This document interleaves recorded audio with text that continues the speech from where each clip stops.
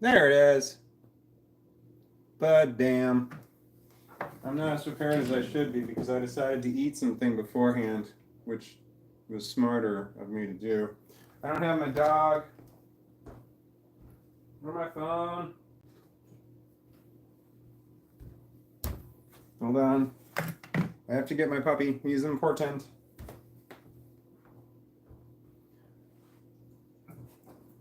Oh, I got him. He's heavy. He's heavy like a dog. Heavy like a dog. He's dog heavy. Oh, all right. Here we go, buddy. How's that? There's a big old thing right there. Oh no, you're laying kind of funky. I gotta cover you up like a good dog. There you go. Okay, fucked it up. Sorry, buddy. This is terrible for you, and I apologize.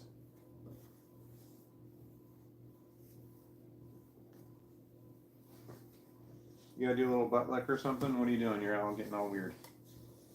Yeah, he's a baby. Aren't you just a big old turd?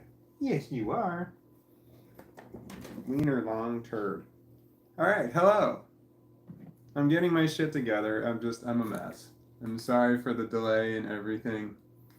It's a thing that I have to deal with. Things are, they are. I hope everyone else is doing well. Like weller than I'm doing. I'm trying to find my own live stream. Oh no. My gut is hanging out. Oh well, it's gonna have to do. I hope everyone else is well.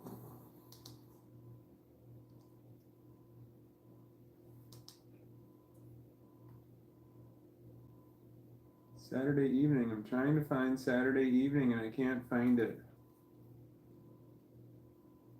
Oh no. It says there's no connect. Is everyone? Is it? If everyone is. No.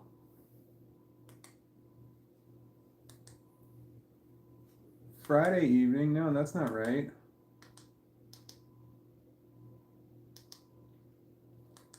Go to channel. There we go.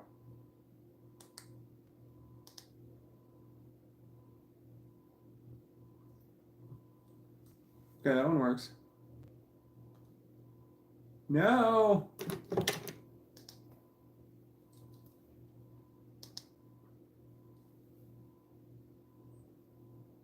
I can see me over there. I can see me over there. Looking like an idiot on both sides of me. That's fantastic. Now I gotta see me right here. God, I'm terrible at this. I'm really bad. Some people go on live streams and they're like prepared and stuff. Not me. I'm ill prepared. Message was held for review. View message from Wei Yin. Waiting with Merlot in hand. No Monteplug. I don't know what that is. And Dole Latte. Also Pharma ham to nibble on.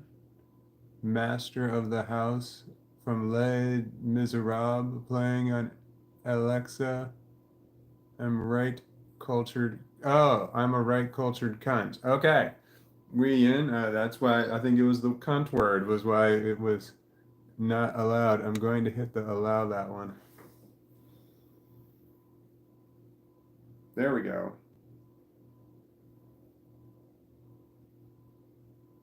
Okay. That is what happened there. All right. So hi, Wei Yin. When you write the word cunt on there, C-U-N-T, that they don't like that. YouTube does not like that word. That's a thing. Hold on, I gotta give myself a thumbs up over there. I gotta give myself a thumbs up over there. Did I do it? Yeah.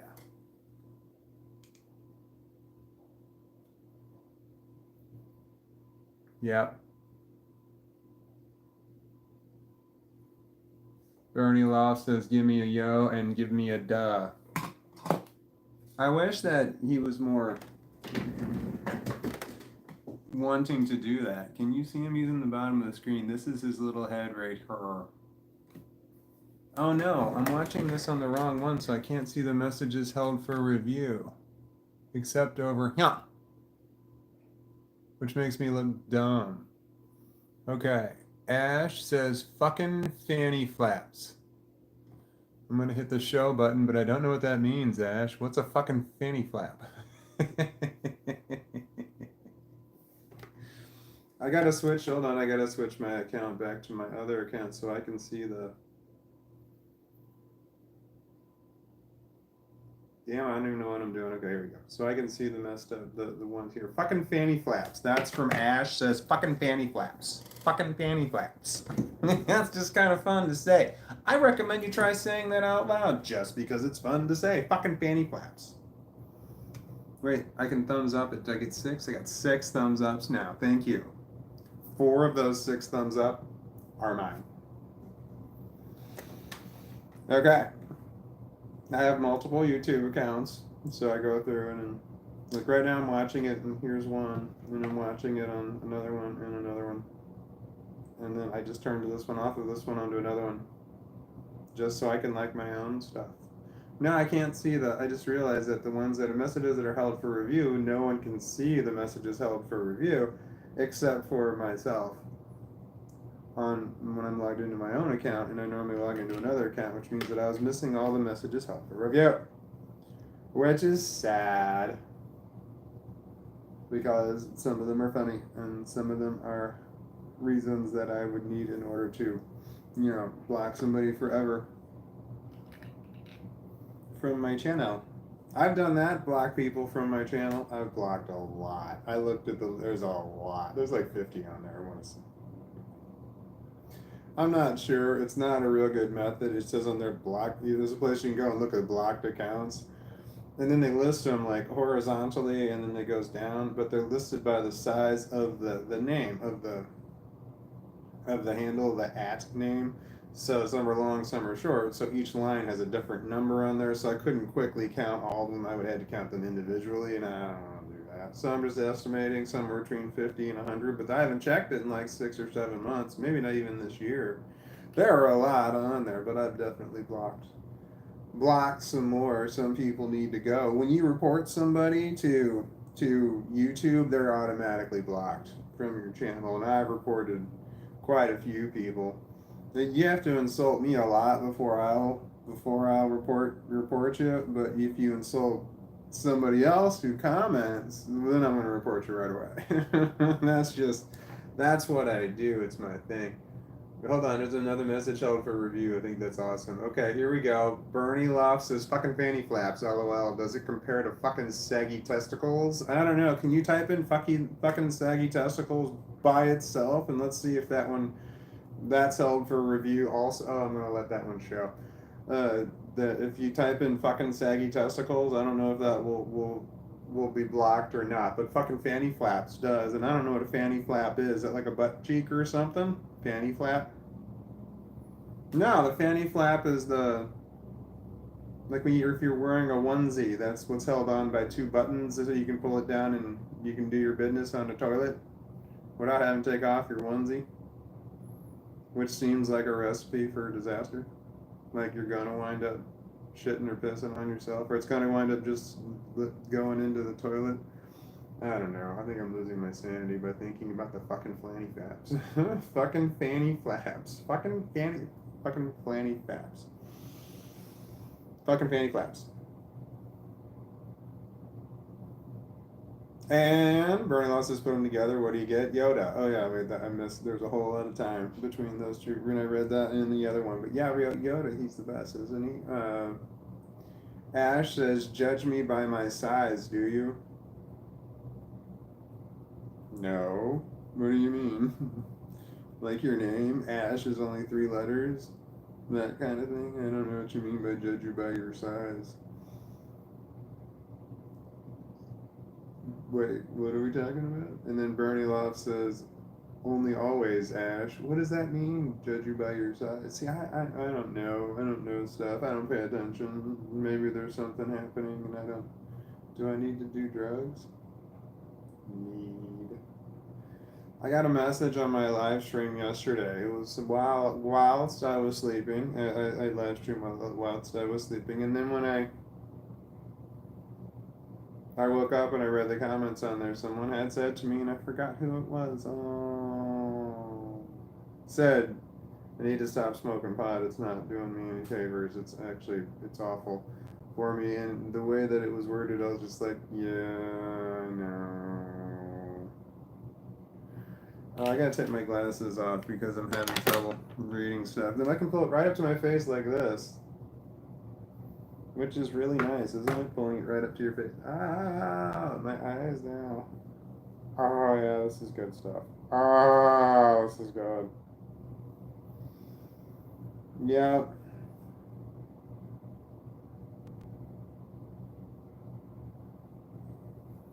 I had a flashback. Wasn't too bad. But I was rubbing my eyes just like this, and then I had a flashback about rubbing my eyes. I was in elementary school, and I was rubbing my eyes like this, and I'm like, oh, this feels so good. And the teacher heard me say, this feels so good. And then she said to me, don't rub your eyes. It's not good for your eyes to rub your eyes. And I'm like, what? Says who? And she just made up some shit right then and there about how I had to do it. So I kept rubbing my eyes, and she got angry at me and like wanted to get me in trouble for rubbing my eyes. But it's just like, what? How come you can't rub your eyes? What do you mean you can't rub your eyes? People rub their eyes all the time. But I was a tyrant. Teachers are tyrants. Teachers back in the day were definitely tyrants because it was whatever they said was the truth. It was the fact. It was law because you couldn't Google what they said. When it says, is rubbing your eyes bad? You couldn't Google that. There was no Google. You couldn't like look it up in an encyclopedia. It's not going to say rubbing your eyes in there. It's just going to have eyes and then they're going to be explained. So, tyrant teachers, I've got a lot of those in memory and I don't like it. Ones who just were clearly full of shit. Just clearly making shit up. Didn't know shit from anything. And that's just the way that it was. Man, there was a big old piece of dry skin behind my ear just then. Wow. I hope that wasn't visible on the screen. That's not attractive.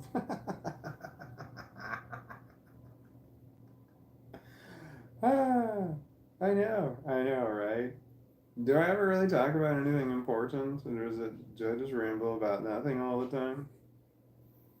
I wonder if I ever say anything profound. I mean, I don't think so. I think it's just kind of rambling and rattling. Like people wondering, like, when's he just gonna stop talking? That's what it feels like. This is not my hair.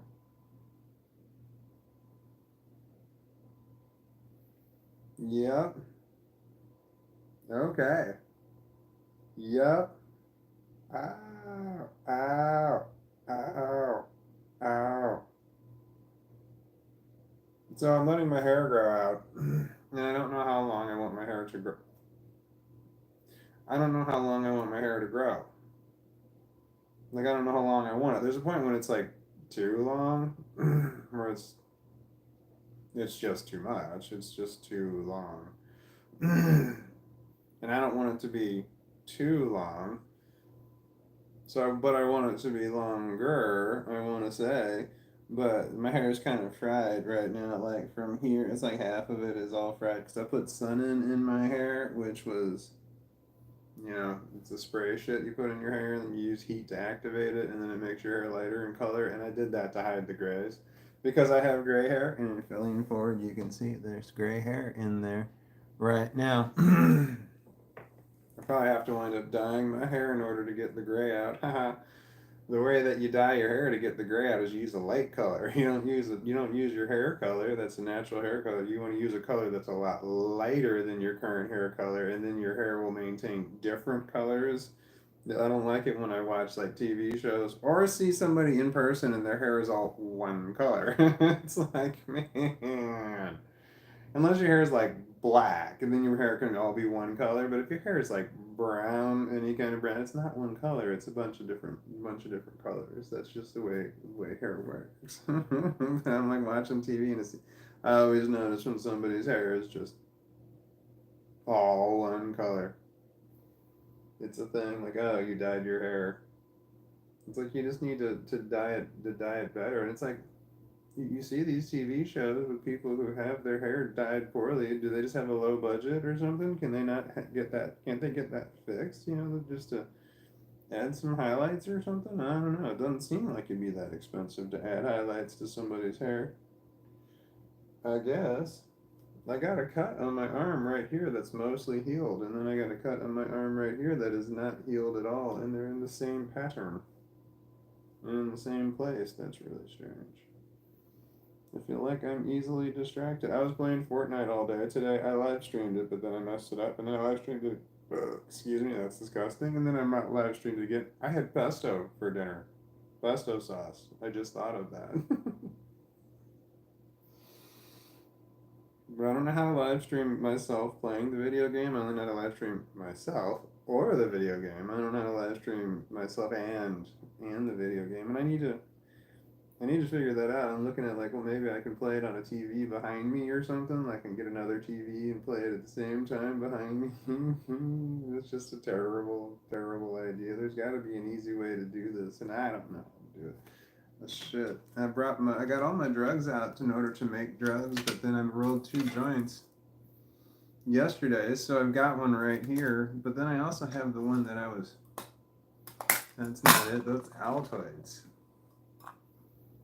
There we go. This is the one that I rolled yesterday, and I didn't smoke all of it yesterday, but then today I smoked some of it. I took a few puffs off of it, and then I put it down.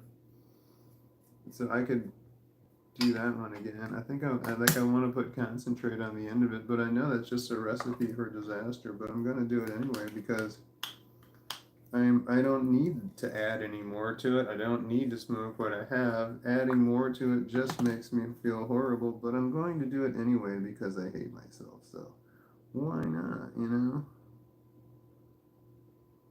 That's the hard truth. That's one of those things I try not to admit out loud too often, but yep, that's why I do a lot of things I don't like myself, so. Sometimes I just want to hurt myself. Like this kind of way.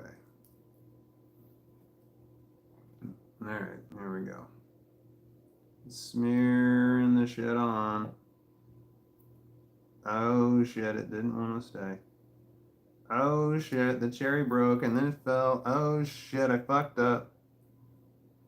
Hold on, I lost the stuff. Like it fell in my weed, and I think this is it, but I'm not 100% sure. Yep, that's it, we're good.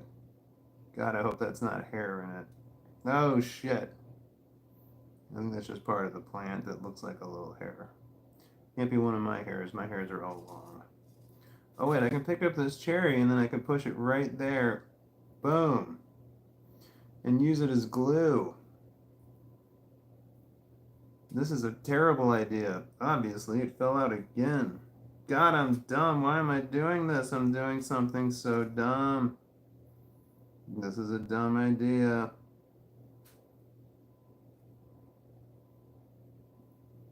Fuck. I don't even know if it's still there anymore. Why do I care so much about that little bit of pot? See, this is the problem when I grew up with it illegal and it was... Why did I close the lid? When I grew up with it, it was illegal. So you saved every little bit of it that you had. You savored it because you just didn't know when you're going to be able to get more. And that's not the case. Now, there we go. Now you can I can buy as much as I want. The marijuana, for me, marijuana is cheaper now than it was 25 years ago when I started smoking 30 years ago. I was 19, so I'm 48. I'm almost 49. It's 30 years ago when I started smoking weed, and the price I paid for it then was more, and it was crap. It was dirt weed. It was just very brown and full of seeds, and it was just awful and inconsistent. And yeah, that was the marijuana, but now it's less expensive than it was, which is really nice that it's less expensive than it was. I couldn't find my lighter. Found it.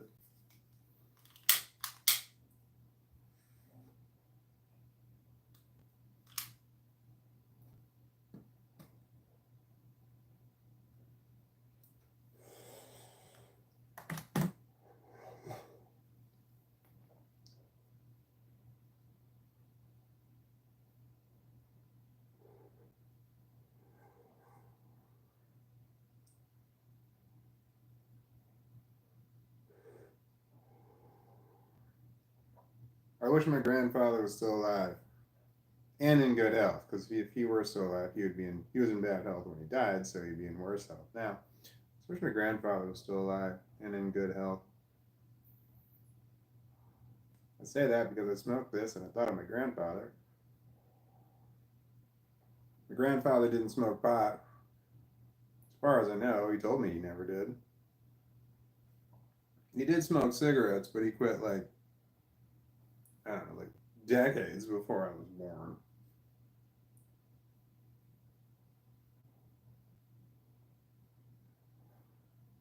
But I know that had marijuana been legal, I would have been smoking marijuana with my grandfather towards the end of his life. I know I would have been able to talk him into it. Edibles would have been easy to do.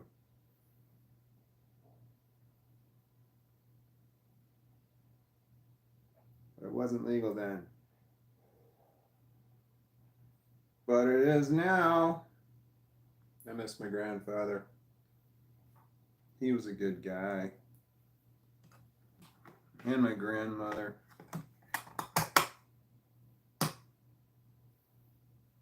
She was great. My grandparents were awesome. They're dead. But I wish that the people born between me and them would have died instead. Because my grandparents were awesome, and those other people are trash. As far as I know, they're still around. I don't know. They could be gone. They have no way of contacting me. That's the best. When you kick people out of your life and they're gone forever. So nice. So nice. Such a good time. But it would be nice to get confirmation of their death just to know that there's no chance of accidentally running into them in public sometime. And the idea that there'll be no more new memories of these piece of shit people is a great thing. It's like, oh, no more memories can possibly be made because they're gone. Not that I'm wishing them death, but I am wishing them to not be alive around me. So if you could just be alive somewhere other than anywhere near me, all is well. My grandparents were amazing. They were great people. My grandfather was an amazing storyteller. He was just really good at it. He told a lot of stories. I recorded a lot of my conversations with him. When my grandfather's health started declining rather rapidly, I was visiting him every day at his house, and I would talk to him for hours, and I would just sit there and record the stuff that he said over and over and over. And then I recorded. There were 400 separate recordings. So he was alive for a year while I'd been recording him, and then I've got I don't know how many hundreds of hours. Each one of those recordings is anywhere from like 1.5 to 3.5 hours long. It's just my grandfather telling me stories. they're really good too. So I plan to write an autobiography of my grandfather, but I mean, I doubt this ever happens, but I have I started writing it. It's an Excel spreadsheet. I started writing a book in an Excel spreadsheet because the way that he had communicated to me was out of order. And I was trying to put the pieces back together. My grandfather spent 3 years in Europe in the early 1940s. He was in the army. So I was trying to piece together what happened and where. I know he started in England, and then he worked his way. He went to England, he went to France, and then there were other countries too. I forgot which ones there were. Belgium, I want to say. I don't remember what he said, but I've got it. That's why I don't have to remember because I've got his recordings of the things that he told me. He knew how to work the system. My grandfather was incredibly rebellious, but he knew exactly how far he could push people before he could get in trouble. So he knew what he could get away with, and he got away with a lot. He really knew what he was doing. Like his superiors didn't like him at all, but he just knew how to work them just right where they were aggravated and annoyed with him, but he got what he wanted. That's what really mattered, was that he got what he wanted. Yeah, so he was a truck driver. He drove a 2.5 ton truck. I don't know what he drove. No, he didn't drive the big trucks. He drove the second big trucks that were over there. I forgot which one he drove. I think he drove a 2.5 ton, but I don't remember. I have it written down. My grandfather was smart. He did a lot of things right. My grandfather was dirt poor before he went into the war. No money at all. So he went into the war. After he went into the war, he knew that the first person that he befriended was the cook, because food was scarce when he was growing up. So he befriended the cook right away. When all the other soldiers weren't befriending the cook, they were befriending each other, and they're just like, "Well, you're just a cook," that kind of thing. Where grandfather was like right straight to him, just like, "Hey, how you doing?" And just started talking to him and saying, "Do you need anything? You need anything? I drive a truck. If you need anything at all, I'm your guy. I'll be happy to help you out. Just let me know." Whatever you need. And then, so whenever the cook needed something, like he needed food transported from point A to point B, he would always call my grandfather. The rest of the soldiers figured out later, they're like, "Oh man, I need to be friends with the cook, because being friends with the cook gets a lot of things." My grandfather got a lot of extra food. If there's a little bit of extra food laying around from the cook, my grandfather got it. So he had food, a little bit more than everybody else had, because that's the like he would go on a supply run, and then when he came back, one time he went on a supply run, and they were supposed to pick up 4 cans of butter. Like, they were these big old cans of butter. It was a can. That's the way it was shipped, in a can. So they're supposed to pick up 4 cans of butter, and he was with the cook. They went pick up, and they're like, "Well, we got 5 cans of butter for you." And he's just like, "No, I only need 4 cans." He's like, "Well, it's easier for me just to give you the fifth one." That's what the guy who was giving the rest of thought, than it is for me to take it back. So they're like, "You want a fifth one?" He's like, "Okay." So my grandfather got this big old tub of can of butter, right? Well, he had been seeing one of the locals, when they would go from town to town, but sometimes they'd stay for weeks. And if they would stay for weeks, when he was off work, he would go into town, and he would meet the ladies. My grandfather was a good looking man, from what I was told, and he was smooth. He was smooth with the ladies. He knew what to say. So, obviously I didn't inherit either of those skills. So he had been seeing this woman. They don't have shit. They were going through these cities that had these little towns, and they were like staying there for a while. That had just been occupied by the Germans. So they were like, and then the American was bombing the shit out of the Germans as they were retreating. These towns were all fucked up, and they were dirt poor. The Germans had the squeeze on all the supplies coming in, so the people who lived there didn't get shit. So when the army came in, they were super happy. They got rid of the Germans, and they brought other stuff with them. Like, the soldiers had plenty of food and plenty of money, and they were happy to buy stuff from the locals or whatever it was, or shit like that. So they had money and food. So anyway, my grandfather was seeing this one woman who was there, and she had a big family, and he brought her this can of butter that he had, and they thought he was the greatest thing in the whole world. They hadn't had butter in a long time. Germans took the cows. The cows were all gone. So they took there were chickens, but that maybe a goat, but the cows were gone. Horses were gone. All of that. That town had a bunch of both, and then Germans came in. That was gone. So when he brought this big old tub of butter, like man, they had the whole family over, and then they made bread, and then they were just scooping the shit out of this butter. Everybody was so happy at this party, and they're like offering my grandfather bread. They're like, "Do you want some bread? You want some bread with butter?" And he's like, "No, I'm good. I've already ate. You guys go ahead and tear that shit up," because he's a soldier. He had plenty of stuff. They gave the soldiers a pack of cigarettes a day. Pack of cigarettes a day, and you got set, and they were just whatever, and they were all kinds of cigarettes. But they were American cigarettes that were shipped over just for this reason. So that I don't know, I think it was every Sunday you get 7 packs of cigarettes. Well, my grandfather was a smoker, but when he realized that they didn't have tobacco over in these towns, that they haven't had cigarettes in a long time, that was very valuable stuff. He would trade the cigarettes and get all kinds of shit for cigarettes because they were just like they asked every time the Americans came by. That they were constantly being asked by locals, "You got cigarettes? You got cigarettes?" They didn't speak a word of English, but they knew the word cigarette. My grandfather would quickly he'd sell his cigarettes, get a boatload of money for it, and then he would go find some food. He would always go. He hunted food. He looked for the best food he could find. That's just a food guy. But he was like the family, all this family that he gave the butter to, they like all came by and they were all shaking his hand. They were just like, they were like all talking up the daughter, the girl that he was dating. They're like, like they loved my grandfather so much.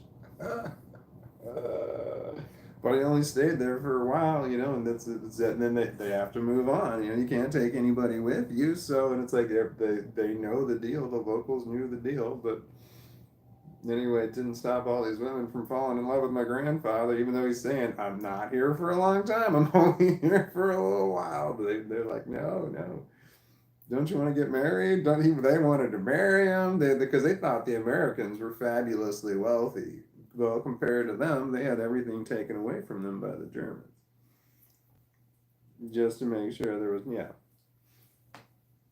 That was the towns that the Germans had occupied. But then when they got into Germany and those were the German towns, those were very different when they went into those. Those towns weren't as happy to see the Americans as the towns of the other countries that just had the Germans driven out of. So every time they went into a new town in Germany, they would have the whole town bring all of their guns to the center, like the center square, the center part of the town. I don't know what it was. Everybody brought their guns, and they brought them all in there. And those guns were all confiscated by the Americans. So the whole town brought their guns and brought them in there. And then the Americans all had rifles. They said, "You get your guns and you get them now." And they brought them over. And they did. They were just big old piles of guns. And then you could go through and you could take you could take whatever guns you wanted. The Americans took the guns and you could send them home. They sent the guns home to their families. Because they could, and then the families would have, and then they could send whatever they wanted to home. The Americans, they paid for it. You didn't have to pay postage or anything. You send whatever you wanted to home. They took care of that shit for you.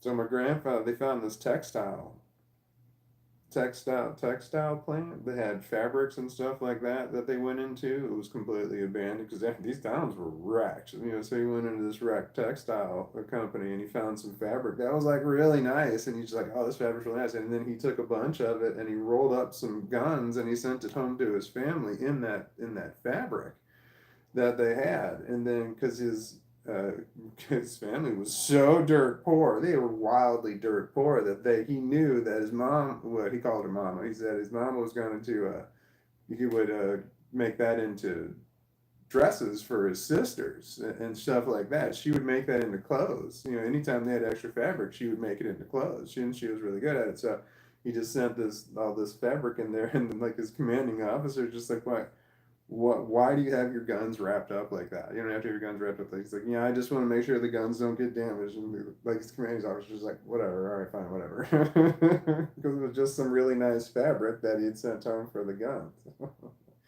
And then they would take the guns and they'd sell the guns for money, and then they would have the fabric to do stuff. My grandfather would send shit home to his family. While my grandfather was gone for 3 years, he was dating a woman in America before he had left, whose parents owned a really nice shirt shop. They had shirts at the mall. I don't know if it was a mall or it was just a place. It was a strip mall. There was a place where they had a nice place. So anyway, they sold shirts.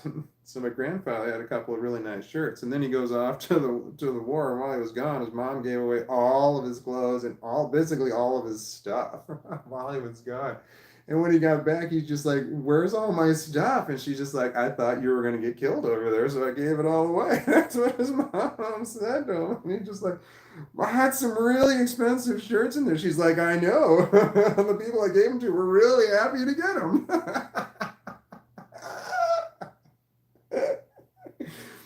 So yeah, my grandfather, he got back, he had to like start over. His whole wardrobe was gone. But no, his mom really thought, because a lot of Americans didn't come back. People sent their kids to off and they didn't come back. And you heard news all the time about people you knew, neighboring counties. This person died. This person died. This person died. It was a common thing. So she just assumed he was going to die over there, so she gave away his stuff. But then he came back. My grandfather never was in any real action because he was part of the bridge building team. Well, as the Germans were retreating, they were blowing up every bridge along the way. So he was part of a team that went in and rebuilt bridges. They didn't rebuild those bridges. They made a brand new bridge they were pontoons is what they were.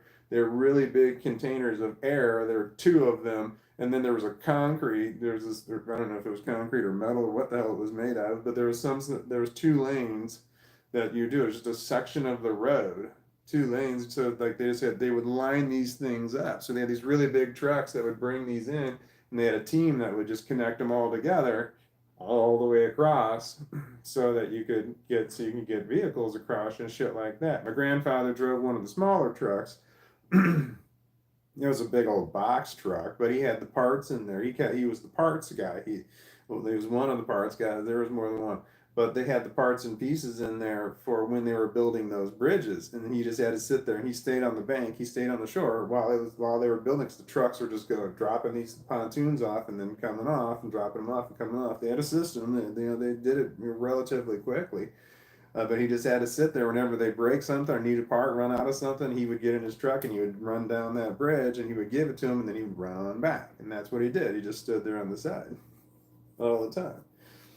And but he told me this one story, the best one. This one took a long time. This one bridge, it took longer than normal because it was a longer bridge. And they arrived and they could actually see the Germans way up on the hill, still retreating because they were stopped. There was a river they couldn't get across. They had to build a bridge.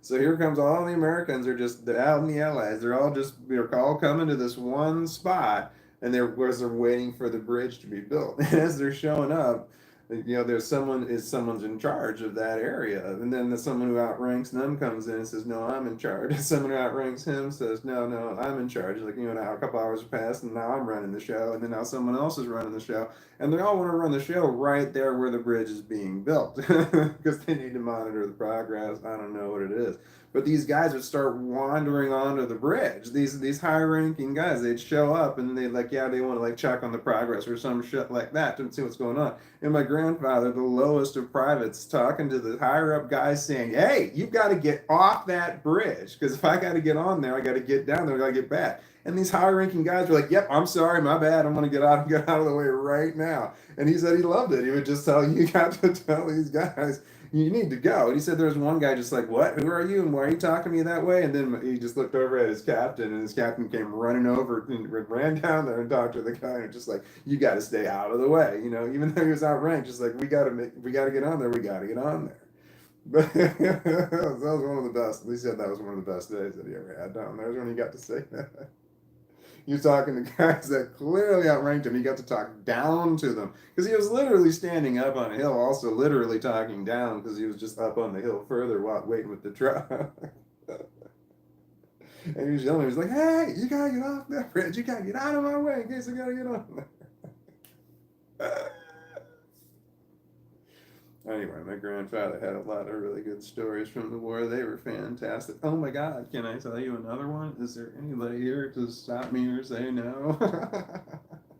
My grandfather and another guy that was in his unit, someone that wasn't one of his good buddies, but somebody that he knew, they were in my grandfather's truck and they went and they had to drop some shit off somewhere, and then they stopped off at this one stop for something or other where they had to get something or dropping something off. But as they were walking out the door, there was a bunch of food that was stored all the way around because grandfather had something to do with the food. But as they were both walking out, they saw these 2 boxes of Hershey's candy bars. They were like 24 in each box. And they both looked at them, they looked at each other, and they'd never really spoken or anything before. They looked at them, looked at each other, and they both grabbed one and they ran out the door. And then they're like, shit, we can't leave. We're not gonna be able to leave right now. They're gonna realize they're gone. We're gonna have to hide these somewhere. So my grandfather's like, here, we're gonna hide them in the bushes right here. And the other guy's like, no, no, no, we're gonna put it in the back of the trailer. And he's just like, no, we're not. If they come out here, they're not gonna look. They're gonna look right there. And he's like, no, they're not gonna look on our trailer. They're not gonna look there at all. And he's just like, what are you talking about? I was like, what are you talking about? That's the first place they're gonna look is on the trailer to see if it's there.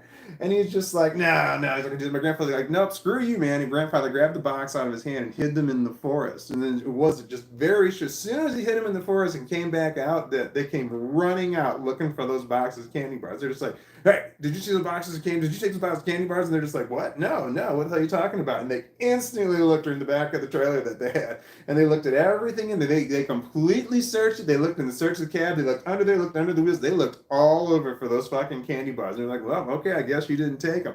And then, like, my grandfather's captain had to show up because of this candy bar controversy. Like, they had to call him in. They're like, "Who's your supervisor?" And he's like, "We didn't take your damn candy bars, man." And they're looking all over. And then the captain shows up and he's just like, "Did you find the candy bars?" No. And he asks his guys. He asked my grandpa, "Did you take the candy bars?" They're like, "No, we didn't take the candy bars." He's like, "Grandpa's like, okay, well, they just said they didn't take it. You didn't find it on here. We're just gonna everything's done." They're like, "All right, fine, whatever." And then the captain, the captain left. And then everybody else went back inside. And as soon as the coast was clear, my grandfather went and grabbed both those boxes and he put them in the cabin. They got it in the cabin. They left. They got away with it. And the one guy says to my grandfather, he's like, "Man, I'm so glad we put those in the forest. And that we put our candy bars in the forest," is what he said. My grandfather's like, "Our candy bars? No, those are my candy bars. You wanted to put them in the back of the trailer. We'd be sitting in the brig right now. They would have arrested us and they would have taken us away for taking those fucking candy bars. Or we got our ass chewed out by the captain." One of those, he goes, "No, those are my candy bars. Now, I'll give you some of them, but don't, no, those are mine." That's what my grandfather said.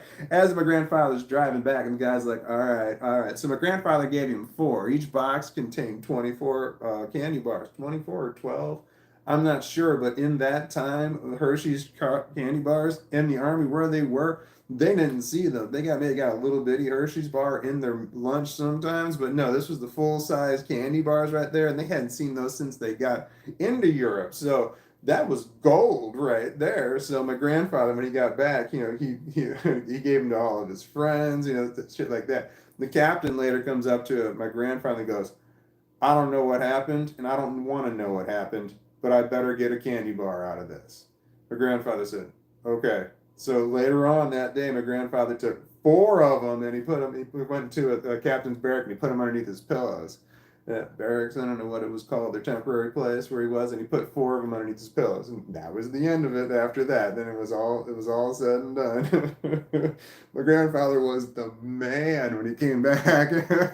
When he came back, he was the man. He had all the candy bars. Everybody's like, "Oh, he's got candy bars." No, man, yes, and he gave them away. He was everybody's best friend. He was a good guy to be around. I have lots of stories about my grandfather. He told me all kinds of shit that he did and he got away with. And that's just one of the things. That's the reason the higher ups didn't like him. They knew damn well that he had took those candy bars because they knew him. They knew that he was constantly pulling shit all the time. They knew he took it, but he got away with it, and they couldn't prove that he took it. Everybody fucking knew that he took it, but he couldn't prove it. Those poor guys had to account for those fucking kids. You know, those were dedicated to something. You know, probably some officers type thing or something. I don't know. Those were not for the regular privates that my grandfather was. My grandfather was private, private first class, private, private first class, and then private.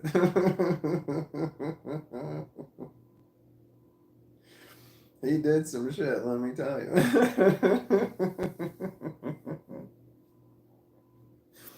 Yeah, I got a lot of stories about my grandfather. I could write a book. I could write a book. Nobody reads books anymore. I could read a book. Nobody reads books anymore. I could read it out loud. Okay, that's something. I could write the I had pesto for dinner. I also had pretzels. I had pretzels and I was dipping them in the pesto, but I didn't remember it then. I remember the pesto though. Oh, dude, do I have green in my teeth? I didn't. I think you're too far away to see it anyway. Big old piece of green shit in my teeth. Basil, is it? I haven't read a comment in a while. I got to talking about my grandfather. He's a good guy. Yeah, these live streams are a little bit different than the ones that like I did earlier when I was like playing video games, because it's just pointing at me playing a video game. It's not doing. I gotta figure that out. I know how to put a screen on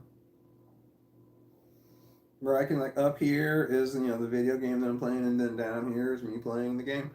And then I need to find a way where the comments are being read to me so I can respond to them, because I can't read them because I'm playing a video game. Like I've played Fortnite. I almost said Outback, but that's not the name of it. I play Fortnite, and it's awesome. I love this game. I just found it, so it's really cool. Like I'm thinking about it right now, but I have to take a break. I got up this morning and I started playing until I started doing this live stream. I stopped and I walked the DOG a couple of times, but I've been playing Fortnite a lot. I did not win today. I got to second place twice. And one time, this pisses me off. We're down to two people. It's just me and another dude. And then I like jumped off the wrong cliff and I died from fall damage. I didn't even see the other guy. He didn't even have to shoot at me. I did it to myself. So frustrating. I thought I was sliding down, down the mountain, but no, it was like a ridge, straight down. Like shit. Just shit. I feel like I'm supposed to be doing something. Like there's a plan or an agenda. I think I can hear my dryer going, I did laundry today. I don't know what was up my ass. Something. I think it was, I don't know. Like I was justifying, look, if you're going to play video games all day long, you need to do something. Do the dishes, do some laundry. So I'm like, all right, I'll just run down and throw one load in. And I did 3 loads of laundry today. Sort of. It's stuff's in the dryer, and I can let it sit in the dryer for weeks, and it'll be fine. Every time I walk by, I just hit the air dry button. Air dry is my most used setting on my dryer, because every time I walk by it, I hit air dry, because there's almost always laundry in there. Like I managed to get the last load.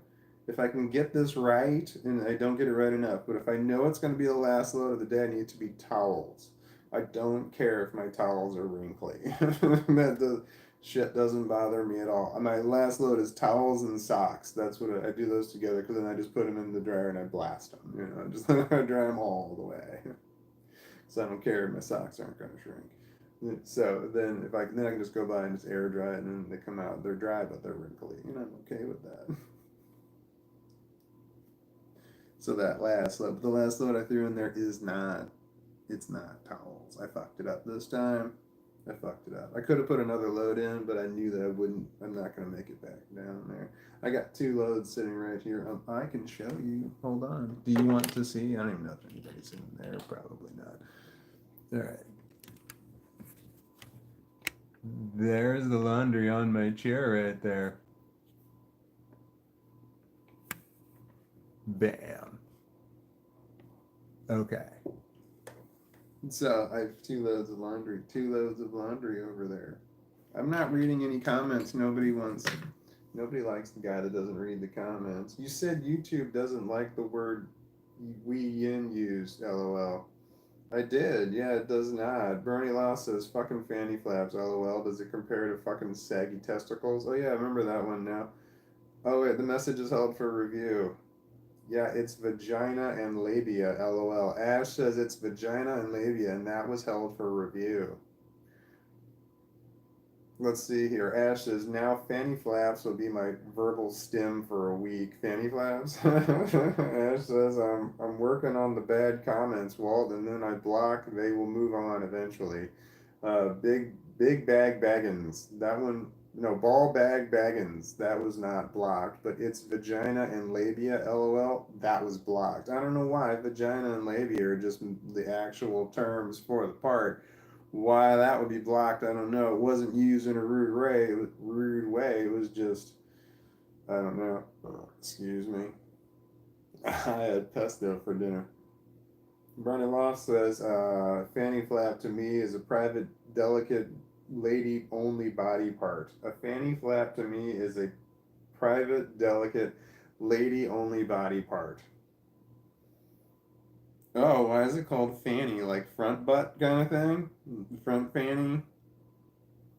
I don't know what that is. Let's see. Ash says, "Judge me by my size" is a Yoga Star Wars quote. Yoda Star Wars quote. Judge me by my size. Oh, is that Empire?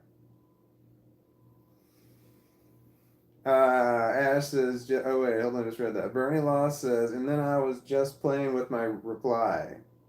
And then Ash says emoji. And then Zane asks, hi Zane asks, says hello walnuts. And then Ash says, sorry for the chat you walked in on, lol. Zane S says, don't worry, I capital letters for weird stuff. We do that here, lol. Yeah, we do.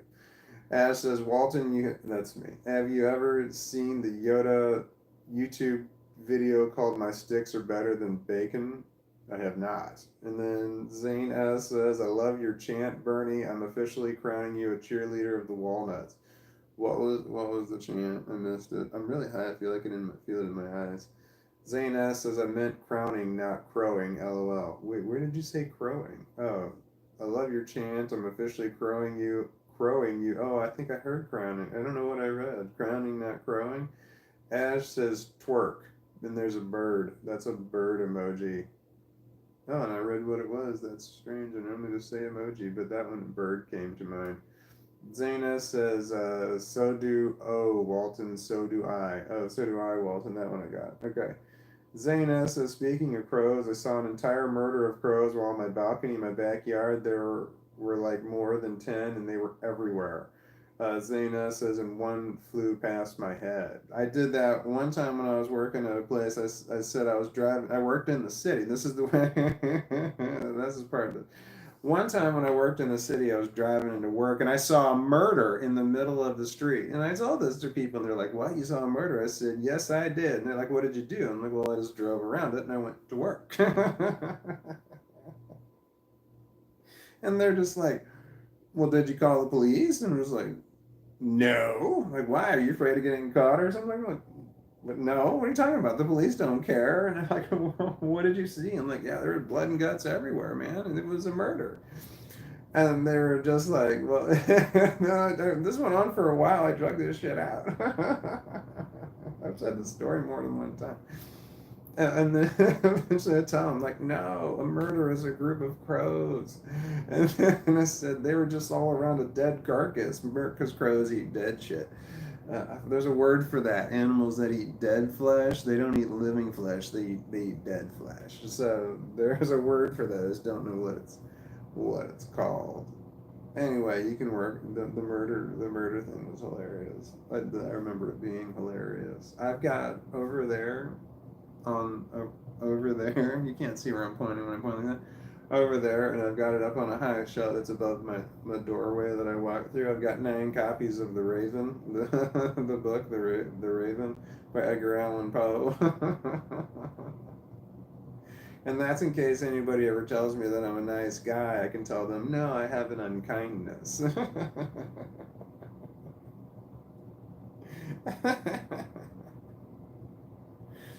I love groups of the names they have for groups of animals. I love that. There's like, what do you call a group of, and then you name the animal, and then it's just I love that because some of them are really good. And I also like the names they have for baby animals. There's a lot of really good ones for that too. You're like, hey, what do you call a baby? And then, insert animal name here, kind of thing. I feel like I got hair on me everywhere. Like, hair is just all over me. Like I got a haircut or something. It's on my face, man. I don't know. Yeah, I really love that. The names they have for animals and the names they have for babies. Like, I wanted to print out a list of the really cool ones that I thought, but it's like, why would I print one out? Just, it's interesting, but it's only interesting for like a moment, I want to say. But some of them some of them are pretty good. Okay, here we go. We in said listening to Natasha Bedingfield unwritten, and then Natasha Bedingfield. That's music, right? Then Chocolate Otzi says, "Hi, Chocolate Otzi. Am I saying that right? Chocolate Otzi. I wish you lived in New York. I live in Missouri." And says, "Wait, are you German?" I am German. I've got German in my history. Yeah, I'm Scandinavian and Native American. Mostly is what I've got. So I think my ancestors are from Germany. Like they wandered over to Germany. Wee Yin said, "Where'd you get German from?" Chocolate Otzi, just wondering. And then Wee Yin says, "Oh, Kane Gold Digger." Who's Kane Gold Digger? And then Wee Yin says, "GTE." I don't know what that means. GTE. Is that an acronym? Is that a typo? GTE. Down. It said GTE down, and go ahead, get down one. Oh, wait. That's misspelled. And then Wee Yin said, "LOL, I'm a drunk," and misspelled the word drunk. DERUNK.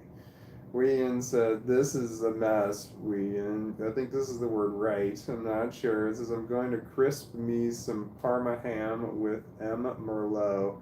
May twerk in the process. I don't know." You're going to twerk and cook? Hilda Mouse says, "Hi, Hilda Mouse." It says, "Hey, Walton and people." Ash says, "You have to watch my stick. You have to watch my stick is better than bacon. You'll laugh. The Yoda, my stick is better than bacon." Got it? Ash says, "Twerk, twerk, twerk, twerk, twerk, derp, derp, derp, derp." Hilda Mouse says, "I was flipping through other people's channels. This chick only does live streams and has thousands of views in her own store. I really don't understand the YouTube algorithm." I also don't understand the YouTube algorithm. I have no idea what's going on there. Ash says, "Crows mourn too." Do they? They do? I didn't know that. I mean, I guess other animals can mourn. Sure, why not? But, alright, that's interesting. Hilda Mouse says, "What are we doing wrong?" Where? Wait, with the algorithm, what are we doing? Oh, I got five people viewing right now. That's not even five. That's five. That's about. I hate to say it, but three of those are me. I know what I do wrong. I do a lot of things wrong. That I know for sure. There's a ton of things that I'm not doing correctly. The setup's all wrong. This is not a good setup. It's not a good format. What I've got going, it needs to change. It needs to be more. There's so many things that I'm doing wrong. I could do better with my appearance. There's a lot of room there. I could have better worded stuff, scripted, thought out. I could rehearse things. I know that my topics of discussion are also a problem. That is the big killer for me, is my topics of discussion, because I talk about the horrors of this right here, and then that one symptom that is the one I can't talk about on live stream, that I talk about in my videos, that kills. That kills. So that's what hurts. That's what hurts me. But I'm trying. I'm trying to get there. I've got 2,834 hours out of 3,000, so I'm 100 and I don't even know what I just said. 2834. I do know what I just said. 166 hours away. Yeah. So like today I live streamed 3 or 4 times. I'm not sure. 3 times? 4 times. I'm not sure. Not that it really matters, but like the last one I live streamed for 6 hours, but that counts as 20 hours, of 20 hours of watching it. So I was watching it on 2 of those. For 12 of those 20 hours were me. So 6 hours, 12 hours were me, and then another 8 hours were not me. So that'll be 20 hours that'll be added onto my 2834 to get me to 3,000. But I also did some other live streams, so the more people that watch, the closer I get. It's because live streams count as the long play form and not your short play form, which is less than 60 seconds. Uh-huh. So I'm trying to get monetization, but I don't even know what exactly that means. I know that when you click on the comment button in the videos, there's a dollar sign there. And I remember clicking on somebody else's, but I don't remember what it said. I want to say it was $1.99, $3.99, $5.99. I have no fucking idea what the fuck it said. Other amount, I'm not sure. I don't know how that works, but I'm excited to find out if I ever do. I'm trying to get there because once you get to monetization, that's like a big achievement in life, even if it doesn't go anywhere. If I make no money at all, just achieving monetization is a big achievement. Like I have one video that got 1 million views, one video short that got 1 million views. That was a big achievement for me. That's a big achievement there, and I've got that. And if the rest of my videos never get it, because the next one's got like 200,000. I only have I have 2 that are over 100,000 videos. Most of mine are way less than 100,000 views. So that I got one. That was a big achievement for me. Like that I have, and it can't ever be taken away from me. I have that. Yay! That kind of thing. So I got that, and then I got over 10,000 subscribers. That was a big achievement. That one it can't be taken away, but at least I got 10,000 at one time. So it's like yay! I didn't buy the subscribers. I didn't do anything shady to get them. I think you can buy channels. I'm not sure. I think you can buy channels with subscribers. Like I already have them. Like people sell their channel that have a certain. You can buy any channel with a number of subscribers on there. I have no idea how much a channel costs to buy, but I didn't buy my channel. This one had no subscribers when I got it. I created it. Well, it's my name, so it's at my name. So that no one else has my name apparently. So that's why I chose that as my handle, my name.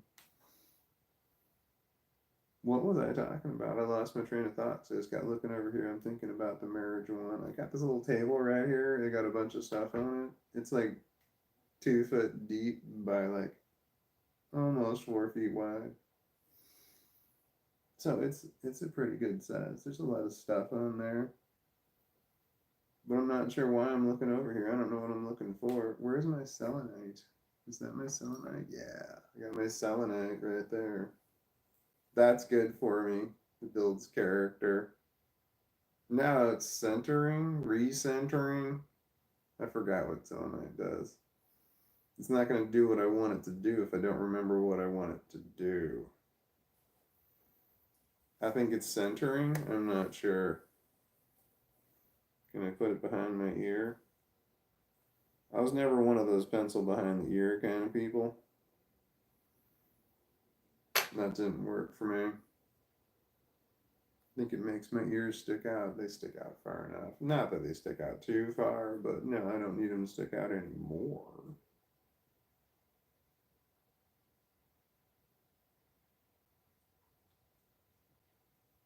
I need an Altoid. I don't need an Altoid. Do I need drugs? I don't know. Never need drugs. Do I need water? Yeah, maybe. I don't know. I feel twitchy like I need something. Like addiction. That's addiction right there. the rest of your life, if you have addiction, the rest of your life, you're always gonna feel like you need something. I need something sweet. I need something salty. I need, milk, something like that. I need protein or something. I hate to say a cigarette because I don't do that, but you always feel like you need something. It's like you're never quite comfortable, and you kind of look around like, I feel like I need something, but there's nothing. I'm just uncomfortable just because I'm uncomfortable. That's just the way that it is. That's this one right here. To rest comfortably is just, it's not something I get. It's super rare where I'm like, I feel like completely comfortable. That doesn't happen. Yeah, that kind of sucks. Damn, I don't like saying that out loud. I don't like that at all. That sucks. All right, what was I saying? Son of a bitch. Wilda Mouse says I have an unkindness. Oh well, I do. I got 9 copies of the Raven, and the reason I have 9 copies is 9 is a good number in feng shui. So that's why I have 9 copies of it. Nine is a number that I aim for when I'm doing stuff. If I can get something to 9, I get it to 9. I've made a lot of videos that had numbers involved in it, and they're all multiple. They're multiples of 9. I made one video where I said 9 seconds. When I used to make videos, 9 seconds is what I aim for. I assume that's my attention span is about 9 seconds. So that's why I assume that other people's were. So I used to make videos that were 9 seconds. So I made a video that says I make videos that are 9 seconds. I aim for exactly 9 seconds because I don't remember why I said, but I said something, and the video was exactly 9 seconds long. Anyway. I always do. Yeah, there's a lot of, yeah, multiples of 9 because nine's a good number for me because of feng shui. Feng shui is where because you work with 9, 3 sets of 3 is the thing. So nine is probably my favorite number. Uh-huh. I mapped my house. The Bagua map it's you take your house and you divide it into 9 sections is what you do, and that's the Bagua map for feng shui. And I Bagua mapped my house. There's a line there, there's a line here, so I'm in the middle. I'm in shit. I don't know where the line is this way. I can see the line this way. I think I'm in the center of the house. Or I'm like either I'm at the top center or a little bit into the next quadrant over, and that has meaning, but I don't remember what it is. I gotta look at the Bagua map. So it's either I don't know one. I think I'm in the center of the house. I'm not sure. Not that that shit matters, but I divided my house into 9 sections, and I marked it on the wall where the 9 sections are, so I know. But I didn't mark it this way, and I don't know why I didn't do that.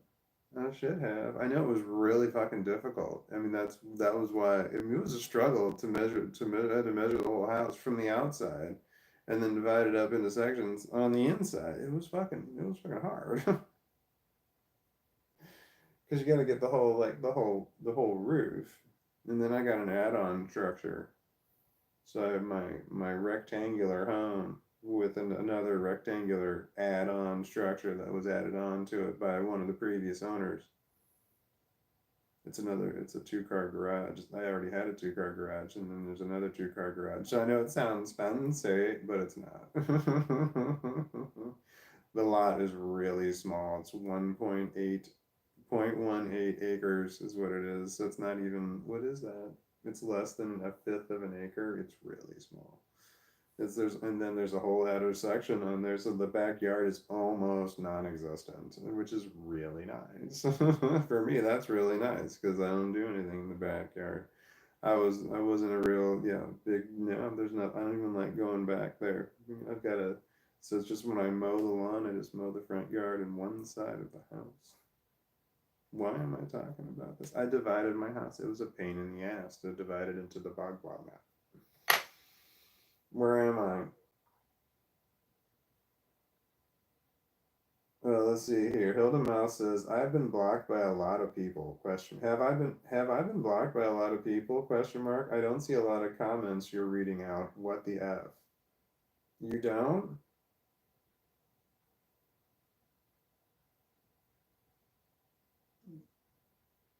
Have you been blocked? I mean, I wouldn't know if you were. I would have no idea if you were. If you were, you don't see the ones that I'm reading. Hilda Mouse says another thing I always wondered about. Other people have tons of moderators. Why? I don't even know how that works. How do moderators work? What do they do? I mean, I've never had a moderator. I've never been a moderator. I don't know anything about it. What does a moderator do? Do they just like literally what do they do? Do they're the ones that block and unblock comments? Are they the ones that do they reply? And if they reply, how do you know that they're the moderator or not? I don't know what a moderator does, and I couldn't trust anybody to be my moderator because nobody could do it the way that I would want it done because I don't know how I want it done. Everything's different. I have trust issues. I have complex post-traumatic stress disorder. Trusting people is almost non-existent. That shit just doesn't happen. What? Let my guard down? No. Let somebody in close? No. That shit's not happening. No. Trust somebody? No. No, thank you. We're not doing any of that. Oh, no. Not at all. I have serious, serious trust issues to the point where I'm not around other people. I don't allow people to get anywhere near me. I'm very, very alone. Today's Saturday. I mean, I go to work and I come home. That's the only thing that I do. Today's Saturday. I didn't leave the house except to walk my dog. And then tomorrow's Sunday. I'm not going to leave the house except to walk my dog. And there's things I need to do for sure. I got to go to the fucking grocery store. I've got nothing to drink but water. That's not true. I got shit I can pour in the water. And then I can make tea, but it's all herbal tea. And I think I'm down to the weird ones. Like I'm not a fan of a zinger. Zingers are not exactly. Well, maybe I've just had all bad zingers. I like they're kind of just one note is really what I really need. There's a blueberry tea that's not too bad, but then I always add a bunch of sugar to it, and then I feel like I'm just eating sugar. Why am I talking about that? I've just got water to drink. I like normally have lemonade, and then I got milk. I can at least make chocolate milk. I got the Hershey syrup. I can just pour that right down my throat. That's kind of like drinking something other than water. I've done it. I need to get shit to drink. I need to get shit to eat. All I got is, I think I'm just eating pizza and soft pretzels because I have pretzels in the freezer. Soft pretzels are what I eat when I have nothing else. Because I mean, I still have pasta. I can eat that. No, I'm good. I'm good. I'm good for a while. It's sad that I know how long I can live on this. I got pasta I can eat. I can always order pizza. I ordered from one place, and then I've got soft pretzels, but they'll run out. And then I've got peanut butter in a jar that I can eat. So between the pizza, the pasta, and the peanut butter, and the pretzels, pizza, pasta, peanut butter, and pretzels. I'll be good for a while. I just finished the pesto. I was looking for something to dip in my. I've got ranch dressing and that's it. I normally have other stuff to dip my stuff into, but that's all I got right now is ranch dressing. And I had just had pizza today where I dipped that in my ranch dressing, so I didn't want to dip my pretzels in there too because that's just a lot of ranch dressing in one day.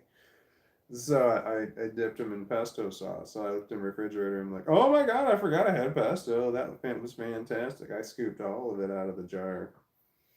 I mean, when I eat pesto, I eat a lot of pesto. So it's like the jar is like, I don't know, like that big, and I ate half of it. Like, eat half of it at a time. How can I not? There's not a lot in there. Pesto. Okay. Yeah, I need to go to the grocery store. There's other things that I like to eat. There's a lot of other foods I know I like to eat, but here's my problem. This is what sucks when I go to the grocery store. I can go to the grocery store hungry, and I don't buy stuff that I don't buy too much food. I never buy too much food or buy shit I don't want. I don't do that either. My problem is I get so anxious when I go into the grocery store. I don't like being in the grocery store. I'm uncomfortable. So I assume that's anxiety, but it's something that I'm just wildly uncomfortable and unhappy about being there, and I want to leave. I know that I get there and I want to go.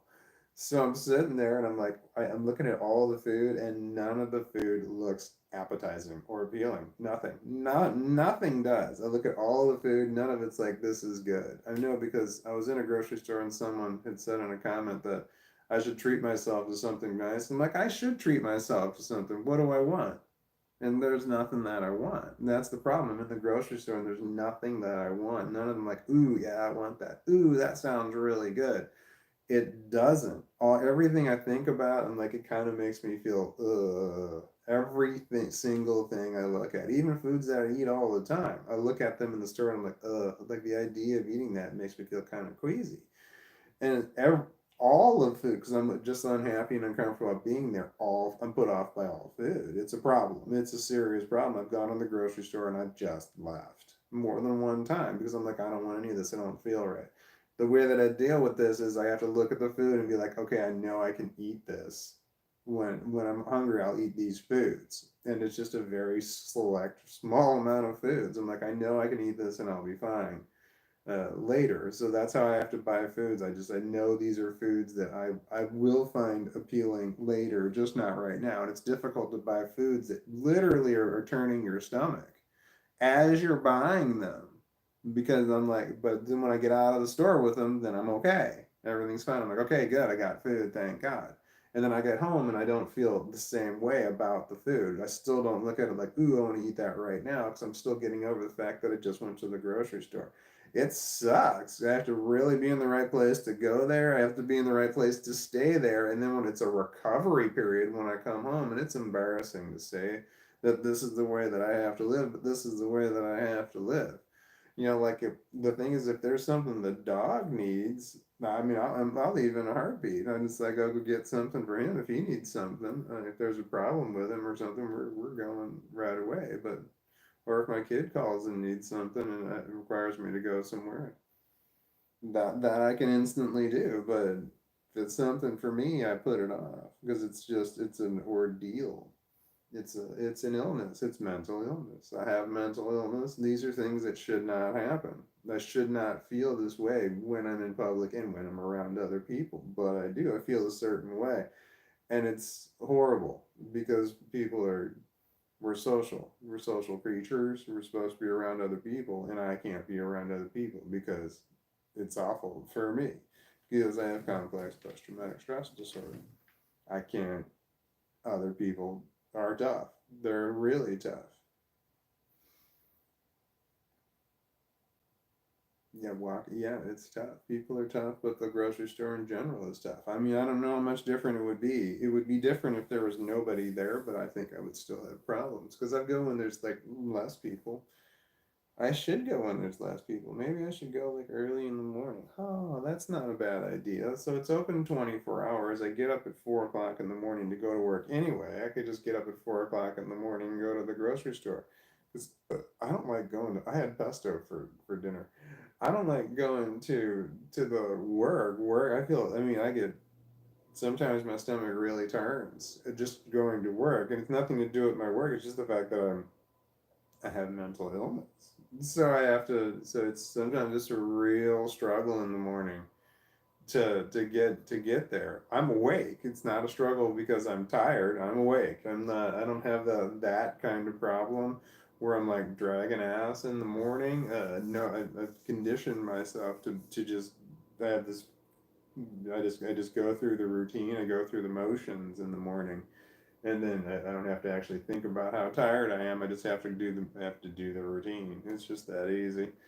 Well, it's not easy. It's just some. It's conditioning, is what it is. What was I saying? I don't remember. I can do that tomorrow. I can do the tomorrow, and then I can go to the grocery store. That's what I should do.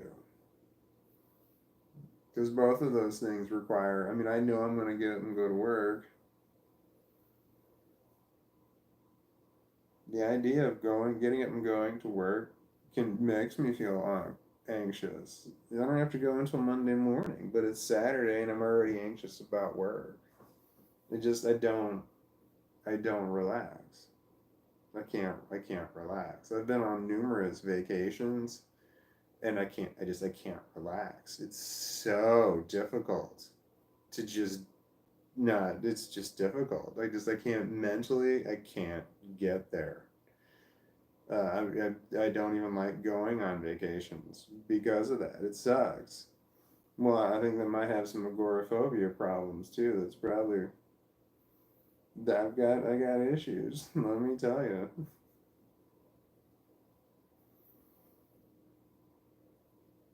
Anyway, mental illness is really hard. My mental illness is pretty bad. It is. It's gotten worse. It's slowly getting worse, and then it's like now it's starting to really get bad. Yeah, like at the rate that I'm going, there's no. I'm 48. That's midlife. That's just kind of a midlife. So, at the rate that I'm going, another 48 years at this decline isn't possible. It's just not. It's not feasible. My mental illness is declining at a rate that another 48 years of this is impossible. It's just not going to happen. So I don't know what I'm going to do. I'm like, it's just my mental health is just declining, you know. And I guess at this point, I'm just letting it. I'm letting it happen. I'm not I'm not stopping it from happening. But there's no doubt that it's just getting worse. Everything's getting worse. The depression is worse. The anxiety is worse. The agoraphobia is worse. I need to try mushrooms. And drugs is literally the only thing that's going to help. Therapy doesn't help this kind of mental illness. It just doesn't. Talking about stuff, it doesn't help. I've done it. I've had numerous therapists. The talking therapist, it just does nothing for the depression. It does nothing to help it or alleviate it in any way. I've never even had a therapist where I was really like even on the same level with a therapist. I've never had that. Anyway, so drugs is the only thing I know for a fact that will work on me. But the problem is that I find drugs and then the illegal kind, and then it's like I have to deal with the consequences of that part, addiction and shit. Then what it does to yourself. So anyway, I need drugs, mushrooms, and people have recommended. They said it was a ketamine therapy. I don't know about that. If that's something I can have, if I have that ketamine, that's a recipe for disaster. That's something that I will instantly become addicted to and abuse. No doubt. But if it's something like methadone where they shovel it out to you, that's more feasible. But if it's something where I'm the one controlling how much I get, that's just dangerous. Mushrooms, I think I would be okay. But I don't know. Like having a bunch of mushrooms, I think, because I can have a bunch of marijuana on them. Well, it's damn difficult to do anything bad with marijuana. What happens if you take too many mushrooms? I heard about a guy who took a lot of mushrooms on an airplane and he had some problems, got into a fight with some people, but that doesn't seem like mushrooms only. That seems like something else. But there are a lot of different mushrooms that do a lot of different things. there's a bunch of different kinds of mushrooms. So I could grow mushrooms, but I don't want to go through the process of growing mushrooms if they're not going to work.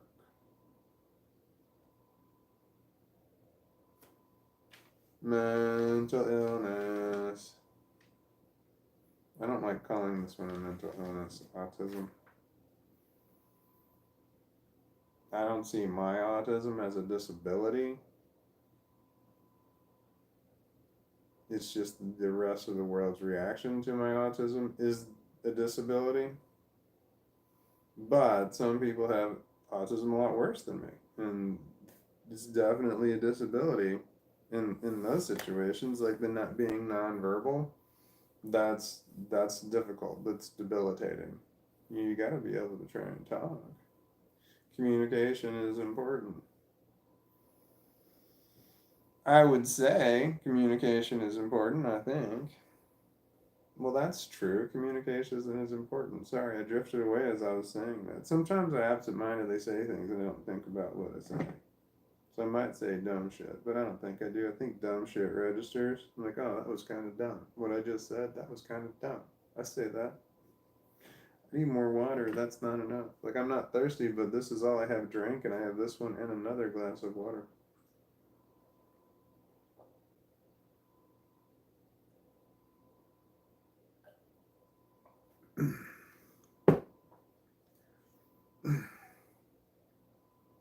Is this hard? What I'm doing, which is just nonstop talking about, like, I have no plan. I'm just nonstop doing. I was thinking about this earlier. I'm trying to think about the things I do from an outside point of view. I feel like everything I'm doing is wrong, so I have to overanalyze. That's the thing.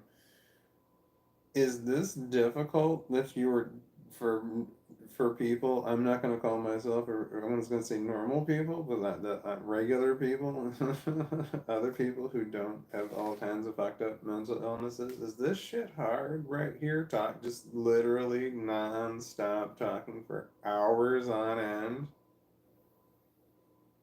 Can people? Most people can do this, right?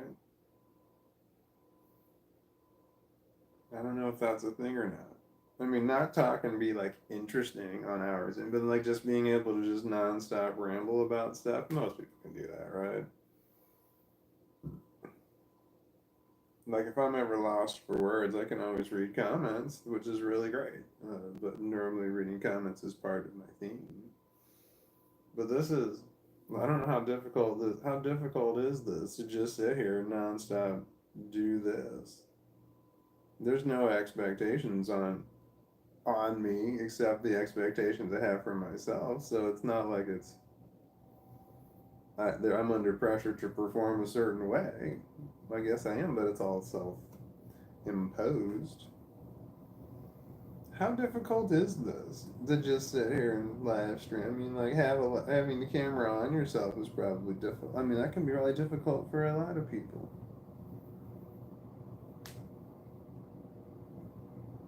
I want to say it was at first. I remember it was adrenaline. There was a lot of adrenaline when I was live streaming for the first for the first time. Where it was like, I'm the center of.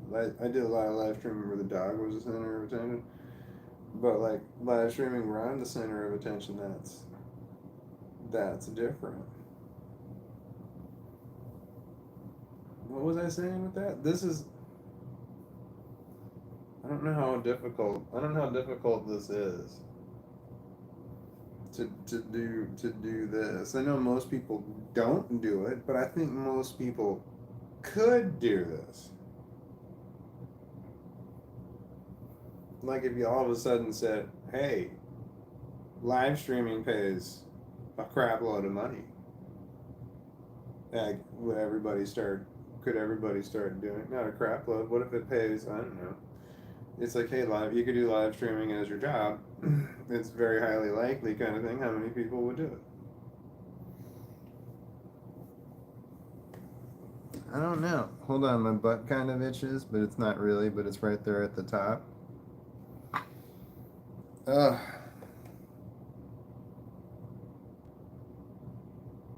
Do I want to do more drugs? Do I want to do more drugs? I don't feel like I want to do more drugs, but I have a drug problem. Marijuana is a drug problem for me because I wanted to stop for 28 days and then restart. And I couldn't stop. I can't stop. I can't even make it one day. So that's how you know that you have a problem. I wanted to stop just so that I could get more high later, and I can't do it. So that's when you know that there's something, you got something wrong. That's a problem.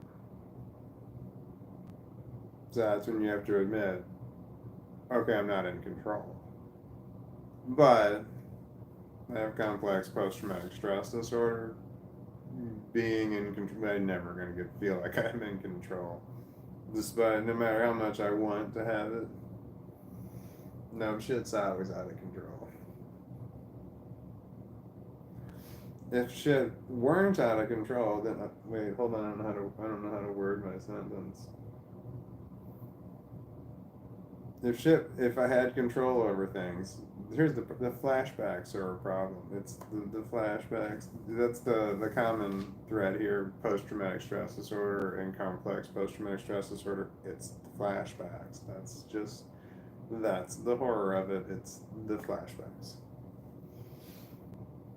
which is not a good thing at all. Why am I talking about that? I had a point I was making. Was it I need to do more drugs?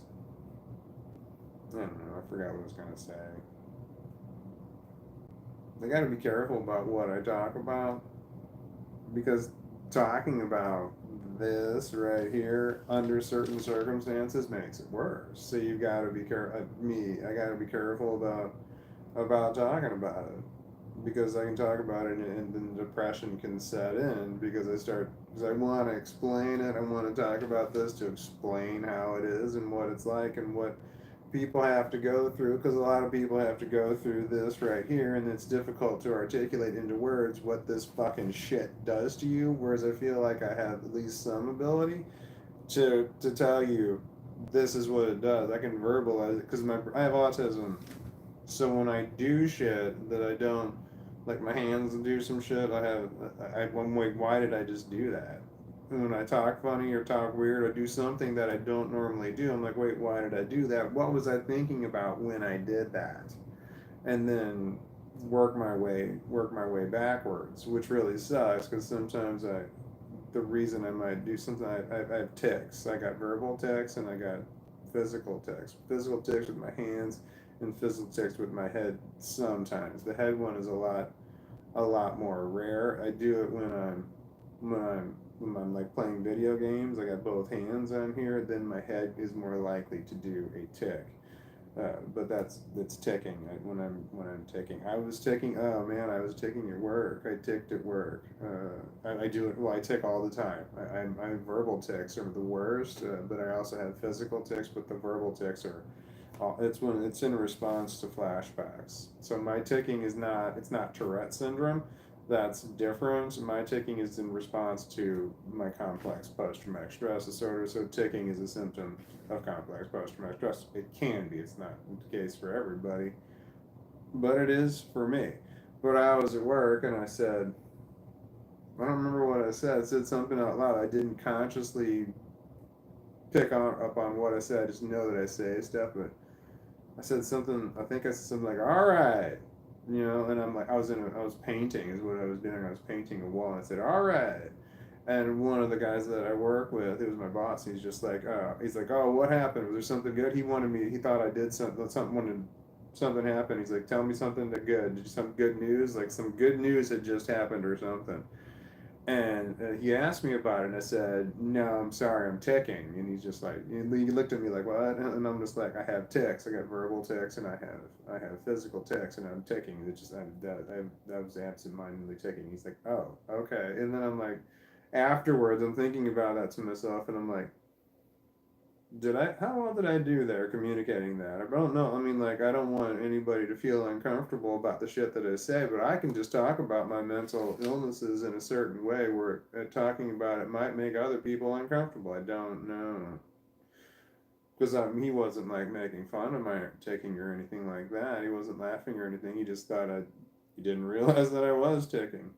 But I do that all the time. I absentmindedly say shit I don't want to say because I'm saying it in response to a flashback in the hopes that me saying something verbally will stop the memory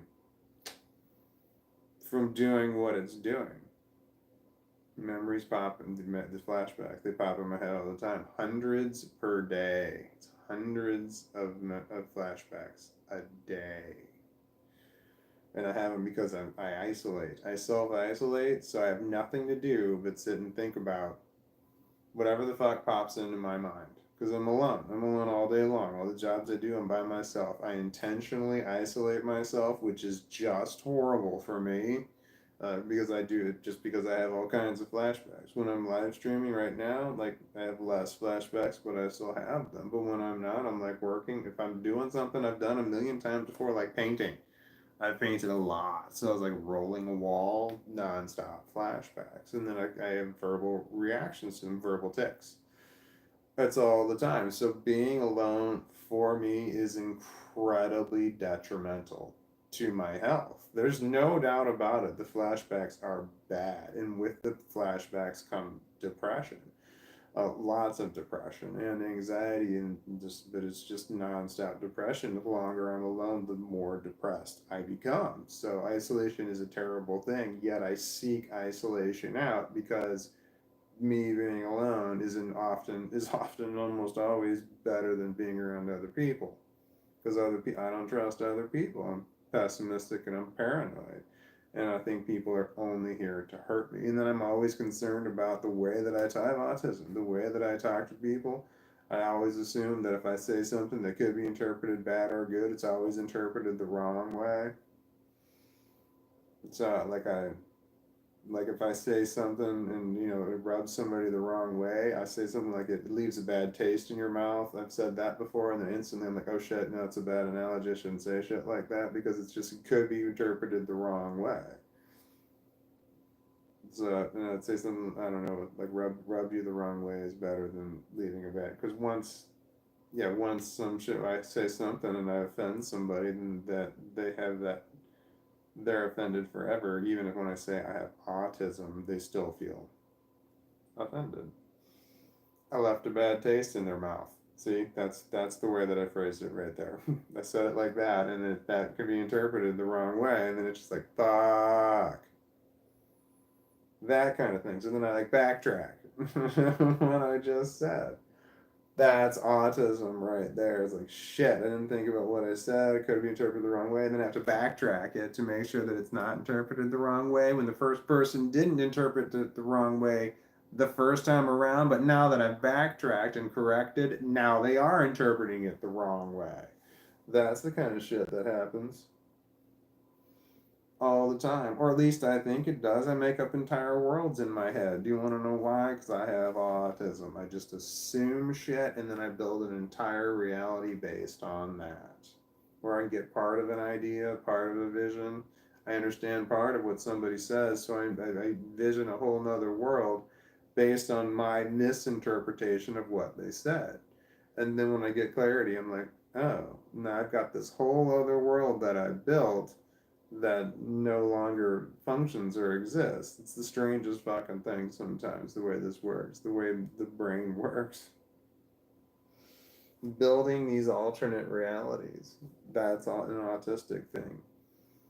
It's like I can see somebody and they can remind me of somebody else, and I can build a background for this person that is based on my memory of somebody else and what I'm getting from you right now. So it's a mixture of the two. So I can build an entire world from you that tells me all kinds of stuff based on what little bit I've seen from you and what I know from other people that you remind me of. And I can put all the pieces together and then just be like this whole other world. And sometimes I nail it when it comes to people. Sometimes I can tell people all about them just because I'm piecing this whole world together based on this other experience I have. I'm like, let me just tell you this whole thing. I'm like, hold on, do you have 3 cats? Some shit like that. And then anyway, That was a terrible example, and that's just what I was thinking of. But a lot of times, almost always though, I get it wrong. I get it like sometimes it's very very wrong. Like I have this whole idea of who this person is in front of me, and then it turns out I'm completely 100% wrong. So it's but I've got this whole alternate reality that just keeps it can just keep spinning and drifting. And then eventually this whole alternate world can actually the original person that sparked it can actually leave that this alternate reality that I think about, and then I think about this whole brand new world that opens up. And this shit happens quick. I can build this whole thing, and like it's so fucking quick. It can take like less than a minute. This shit can happen. Boom! This shit just explodes, and all these pieces just start putting together. And they're like, oh, it's this, and this, and this, and I can kind of see them. They're like different colors, and they slam together into this one thing. Does this sound insane? Does this sound like it's not real? I assume that everything I say sounds like a made up lie. Like I'm just a really good liar. Kind of thing. That's why when I hear things that I say, I'm like, that doesn't even sound fucking real. This sounds made up. Like if I were listening to me, I wouldn't believe me. But I'm also pessimistic and paranoid. Fuck. I'm actually putting that together now. Son of a bitch. That my brain is in different pieces. It's different parts. I have complex post-traumatic stress disorder. So there's different personalities that are inside my head that are yelling at each other sometimes, all the time. There's one guy who's like constantly, it's more than one, it's constantly evaluating everything that I'm saying and judging me on it. It's like, man, it's harsh. It's really harsh sometimes. The things that I'm getting, that being told to me. And I got other people who are like, oh my God, no, don't say that. You can't say things like that. No. And the other one's like, dumbass, you fucking idiot, that kind of shit. It's kind of shit that happens all the time. But there's just all these different personalities that want to input. They want to decide how things go, and it's difficult to know who to listen to when I don't know. Like, wait, what am I doing? And then I've got options. And that's my problem too. I have too many options. It's not lack of options. It's like I got too many. I got these different parts of my brain that want different things, and there's some parts hate other parts, like really hate them. There's not a lot of cooperation. There just isn't. There's just a lot of adversity. There's like wars being fought up there. Complex post traumatic stress disorder. It's bad. It's really bad. And it's difficult to know what's going on, but you know, shit, it's bad. It's bad shit's happening in your mind, and it's incredibly difficult to understand what's going on in your mind. It's something, but in the understanding, there's a lot of pain in the understanding, in the knowing what's wrong. So people don't want to know, don't want to understand, because then clarity brings it all into clarity. And there's a lot of things that you just prefer they stay fuzzy or erased, more fuzzy. Anyway, this is bad. This one's not so bad for me by comparison. This one is bad. Autism's not going to kill me. Autism might get somebody else to kill me, but it's not going to directly kill me. This one's going to kill me. There's no doubt about that. Because I can't have another 48 years with this. That's just not going to happen. That's just not going to happen. It's like, it's chronic pain is what that is. That's chronic pain. It just gets worse. It just gets worse and worse. Good times. Oh yeah. Sometimes when I say good times, I think of the song Good Times from the TV show Good Times.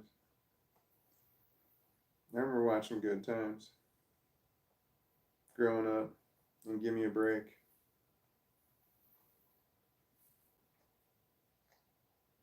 All right. I don't want drugs. I'm depressed.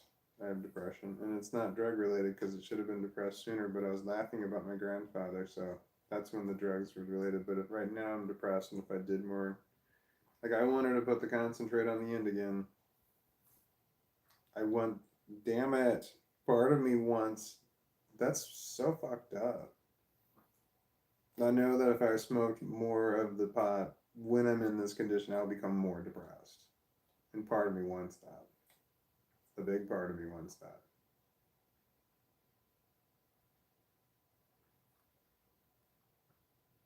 Damn. I can't smoke the pot. I want to smoke the pot. Is that addiction? That's addiction. Which is another, I guess that's another mental illness, addiction.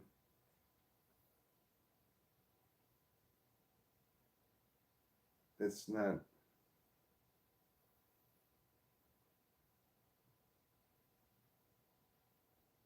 damn, I'm at a loss for words. It's the depression. Depression with the drugs is bad. For me, at this point. But part of me wants to do more. Like, cause maybe it'll be fine.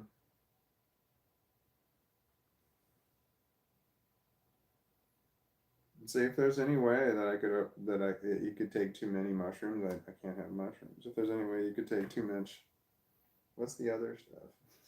There's other drugs that you can take for this. Like if you're microdosing something, as long as I don't get all the doses at once.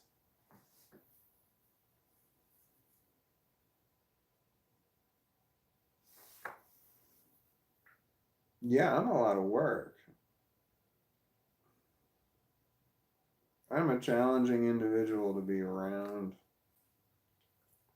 Yeah, it's tough. Hi, buddy. Why are you looking at me? You're so cute. You're so cute. Yes, you are. Look at your stupid cute face. Are you bringing your stupid cute face over here? You coming over? Hi. You trying to tell me something? What are you trying to tell me, boy? What is it, Lassie?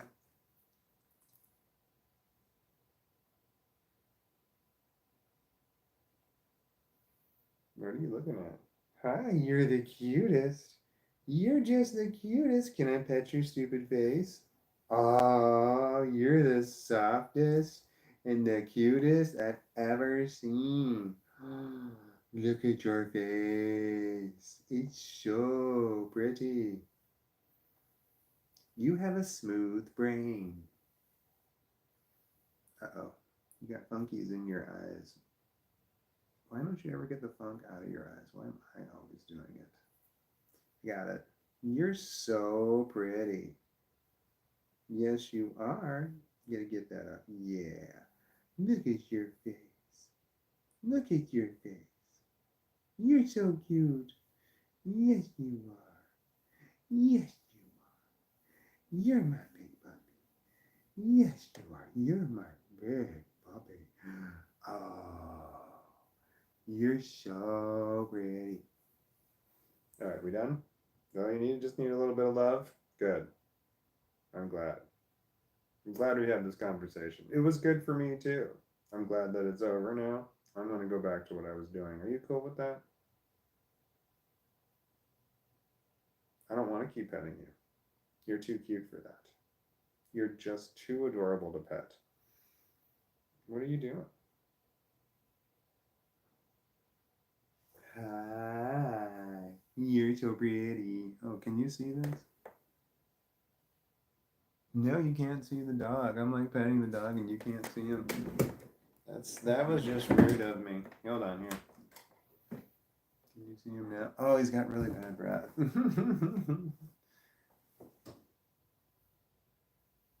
There we go. Hi, buddy. Hi, sweet, pretty doggy. Yes, you are. You're the sweetest. You're just the sweetest. Oh, you're so pretty. I don't want to keep petting you.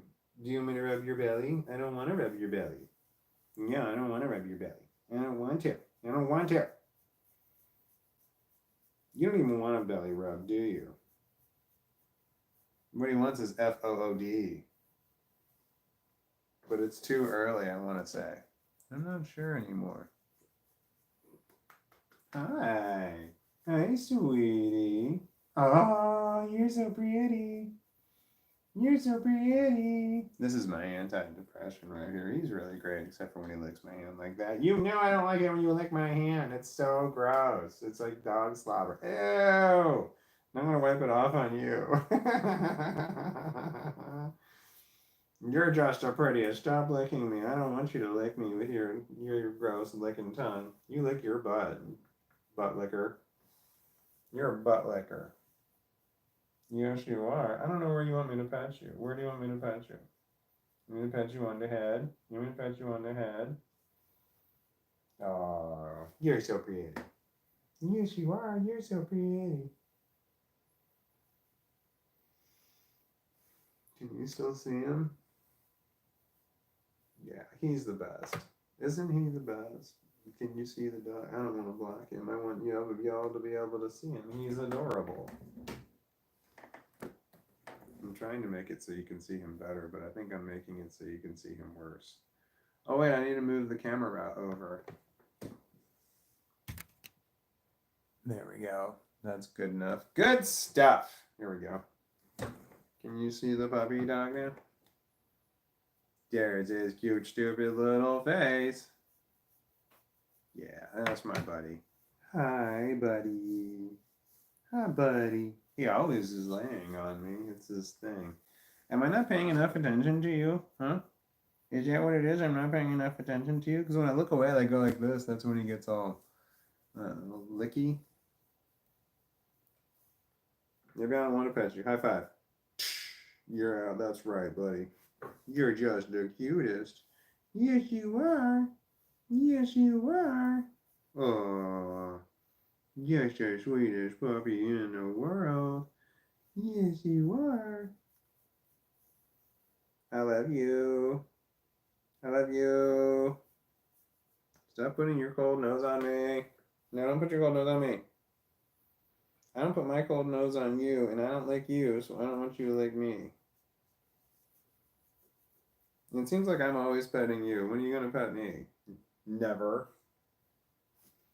I don't think I'd like it if you pet me. You got claws. That would hurt. You're rough. He scratches me sometimes when he wants something. He starts pawing at me. Those claws come out. Well, they're always out. They're dogs. Ow! What are you doing? Maybe I don't want to pet you. Come here. Maybe I just don't want to. Here. Damn it. He doesn't even want me to pet him. He just wants to EAT, which I don't want to do that. It's too early. But he thinks because he wants it, he should just get it. And that's just not the way shit works. Ew! It's so gross. What? Can I help you? Can I help you? Do you want down? No. All right. Ugh. Go ahead, go do your thing. Don't look at me like you want me to do my thing. I want you to do your thing. You need to do your thing. You need to be the thing doer. You need to do it. Sorry, I'm distracted by my puppy dog. He wants to EAT. Yeah, I don't think I'm going to be able to stop him. No, don't you be jumping up here. You got a bad back. No, you don't jump up there. No. Okay, now I got to do it. He's going to hurt himself. Hold on. I'll be right back. I'm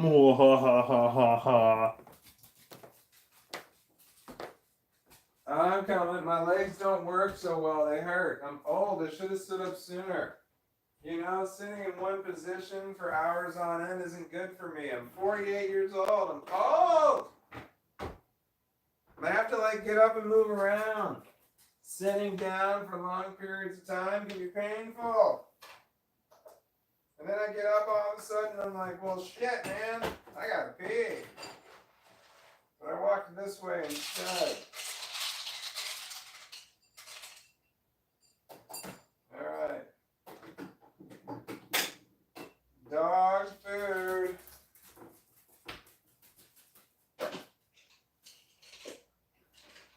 Dog food. Okay, that should give me enough time to pee. I would put my pee break sign up, but I think it fell down the stairs. I'll be right back. Alexa, blow it up.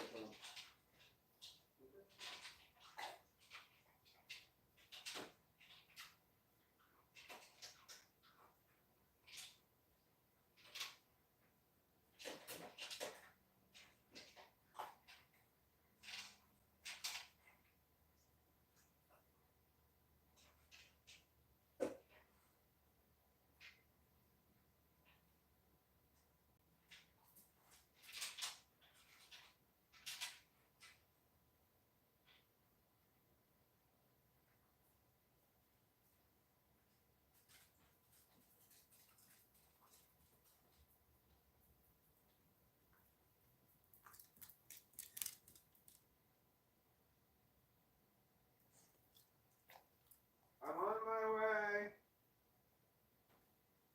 I feel weird. Weirder.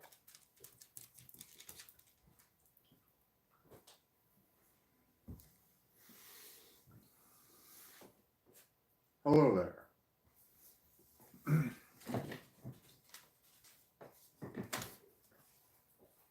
Okay, I didn't do my intro. Let's do that now. I don't think I did it yesterday either. My dog's drinking water. Good evening, and welcome to the insert show title here. I'm your host, Walton B. James, with my co-host, Yoda, who's on his way back right now. Insert witty remark here. Our topics of discussion are, insert topic list here. Thank you for watching. He's not on his way back. He stopped halfway. Oh, he's scratching on the door. I hope he doesn't want to go out. We walked right before I came over here. I'm coming. It's dark outside. It's harder when you have agoraphobia and paranoia to be outside when it's dark, because people can run at you real quick and you just don't see them coming, you know? Anything can come out of the dark, man. But I think he's at the window right now, so I think we're good. He is at the window because he's barking. Do you hear that? It's some light barking, but he'll let out the big stuff soon. This is his thing. He enjoys it. So my porch lights are rope lights. It's two 12-foot long ones, so 24 feet. It lights up my whole porch, but you can't see any of the rope lights at all. So it's my rope lights light up my whole porch. It's really bright. And then I've got my the dog scratching on the door. Then I've got my mailbox lights up also. Right now it is orange and green for festiveness. But on Thanksgiving, not Thanksgiving, but on Halloween, I'm turning that shit off. I'm turning off the... I'm sorry, it's dark. I gotta turn the light on. I'm turning off both the porch light and the mailbox, because I don't want anybody coming over to my house for Halloween. I'm what's the Scrooge of Halloween called? The Great Pumpkin. I'm the guy who doesn't want... Oh no, I don't have my glasses on. Hold on, doggy. I do not want to talk to my neighbors.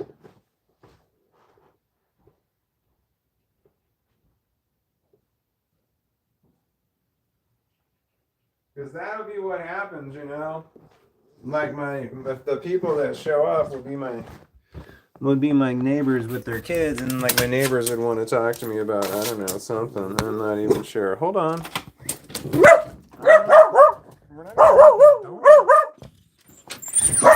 Hold on. Hold on. Knock it off. Knock it off. Knock it off. Hey. Hey. Knock it off. Hey. Hey. You're disturbing the peace. Oh, and here's my mailbox right there. It's orange and green.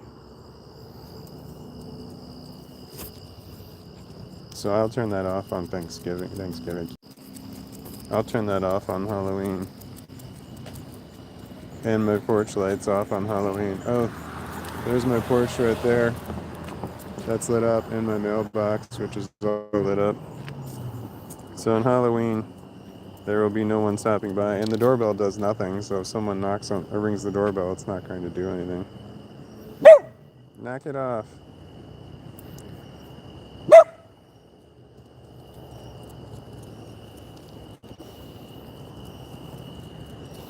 Okay, where am I?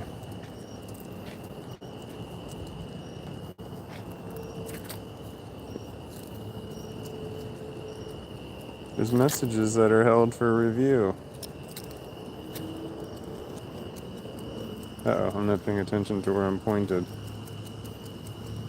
There are messages that are held for review. There's several of them, but hold on, I'm not at that point. I gotta keep scrolling up. I don't know where I am. Tons of moderators.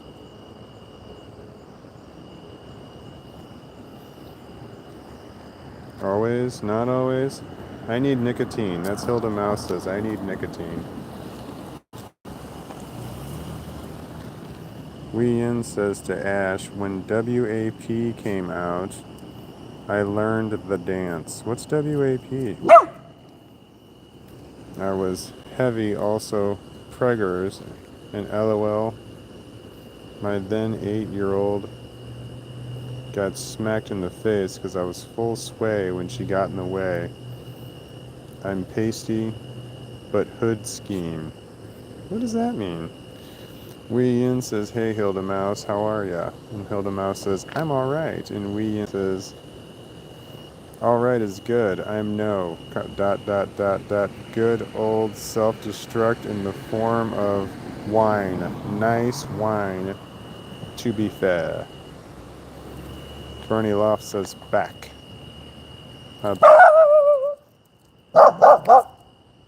Nope. Nope. Knock it off. That's a good boy. Alright, Wee Yin, this message was held for review. It says, okay, Calvin Harris, Ellie Gould, I need your love. I'ma turn that shit up and dance in the kitchen like it's like a dance floor. Fucking Yaldi. What's a Yaldi? I'm showing the message. Also, this was also held for review. Wee Yin, it says, Alexa is off her nut. Bittersweet symphony for the verb is fucking epic. That is epic. I'm showing that one also. Knock it off. Stop barking. You're interrupting. I'm trying to read. You're interrupting what I'm reading.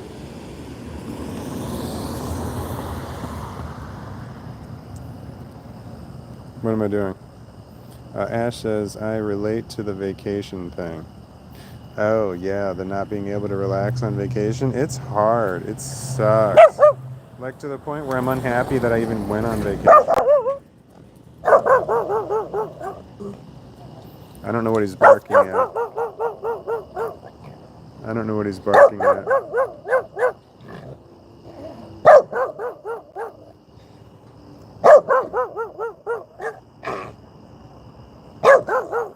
Knock it off. Knock it off. No, no, no. No.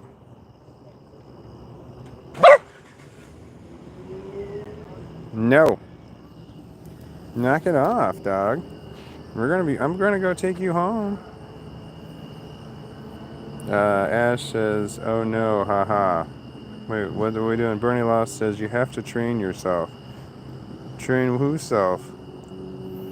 Hilda Mouse says, I don't know. I non-stop talk on streams. I'm not very interesting, lol. Yeah, well, I didn't say anything interesting. I don't say interesting shit either.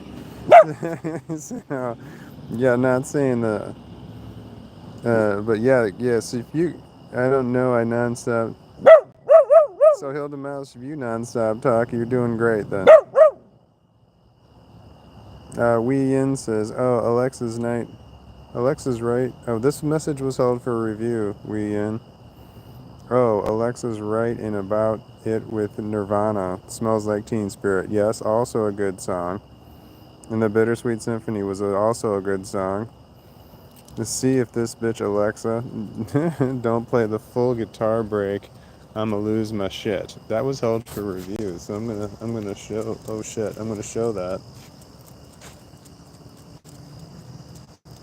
Uh oh, it says message. What was deleted?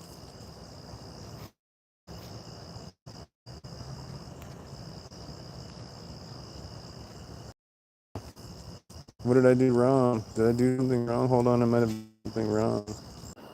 It said it's reconnected. I don't know if it reconnected or not. I might have lost everybody. It says some bastard drank my bottle of Merlot.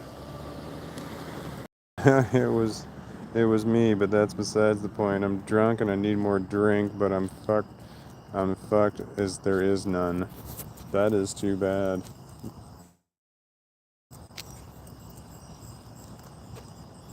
Ash says, "What do you mean back legs of a donkey? What does that mean?"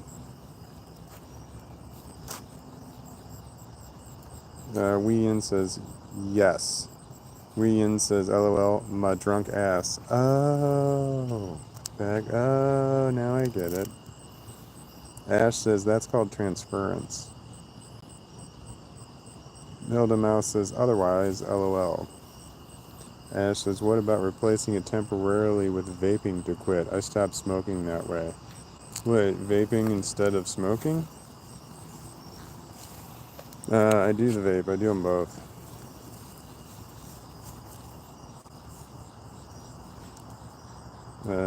Let's see here. Hilda Mouse says, LMAO, can I pet your stupid face? In quotation marks. Yeah, that's my puppy. He's the sweetest. This is a political sign. Vote no on 3. Safeguard them both. I guess that's about... That had a picture of a pregnant woman on there, so I assume that that's an abortion thing, but I have no idea what that is actually. I don't follow politics. Not my thing. Politics is not my animal. Yoda is. Yoda's my animal. Yeah, that's right. That's right.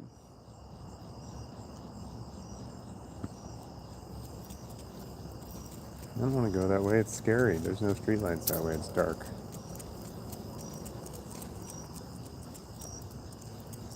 Oh, we're gonna walk past my neighbor's Halloween decoration. You gotta check this out. Does this look awesome?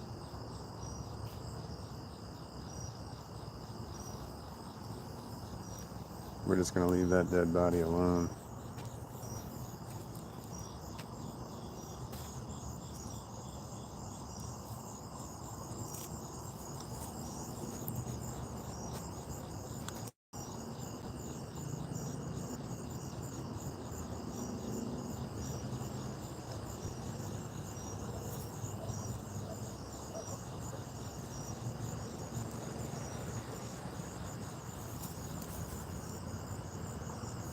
What you doing, dog?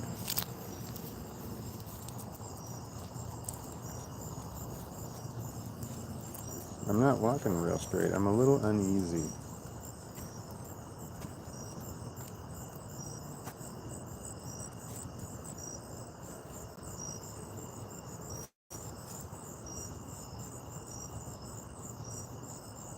What you doing, buddy?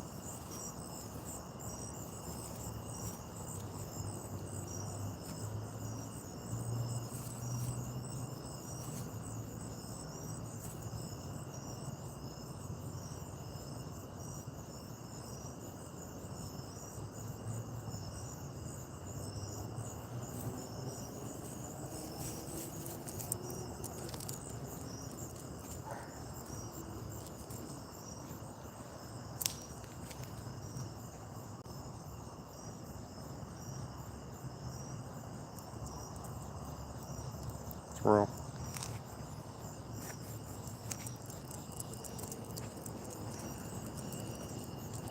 You're just the sweetest.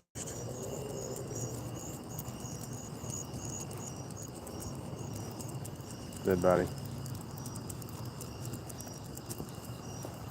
A murder. A murder in my town.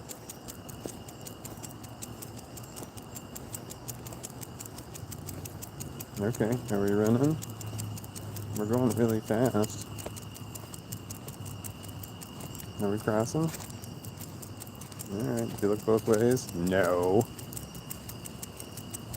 Alright, it's okay. I look both ways for you.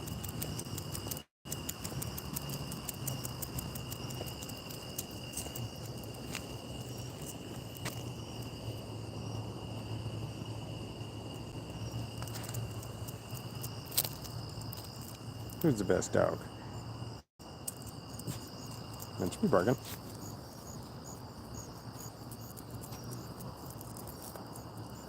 You're just the cutest. You're just the cutest. Yes, you are. Yes, you are. I know. It's hard to be you. What? No, no, no, no, no. No barking. Come on, let's go inside. Come on. No. Come on, let's go inside. Come on. He's a good boy. Come on. Yeah, let's go. You're so good. You're so good. You're so good. Yes, you are. Yeah, okay. There's the rope lights right there that light up my whole porch is lit up. I will have those off on Halloween day. Hold on, hold on. Go. You looking your stuff? Can you move so I can close the door? Thank you. He's just the sweetest little puppy in the whole damn world. He's just the cutest. That shouldn't have last. It's gonna go a little dark. See? I wasn't lying. I told the truth. I'm a truther. Alright, now I'm on my way. I'm on my way back. Back in the saddle again. I don't feel like I talk about anything interesting. Hi, sweeties. Can you hold you? Can I hold you? Can I hold you? Yeah, I don't feel like I'm that interesting. But I hope I get monetization one day. That's my goal. Can I get you? I should probably start a new channel that might. Oh no, you know that you can. I got another one. Maybe I'll try another one. I could do 2 live streams at once, like on one channel and then another one at the same time. That's not a terrible idea. Why don't I do that? I could, but then I'd have trouble with reading the comments. Because there's more than. Maybe I could. Do you need your ball, buddy? It's not a terrible idea.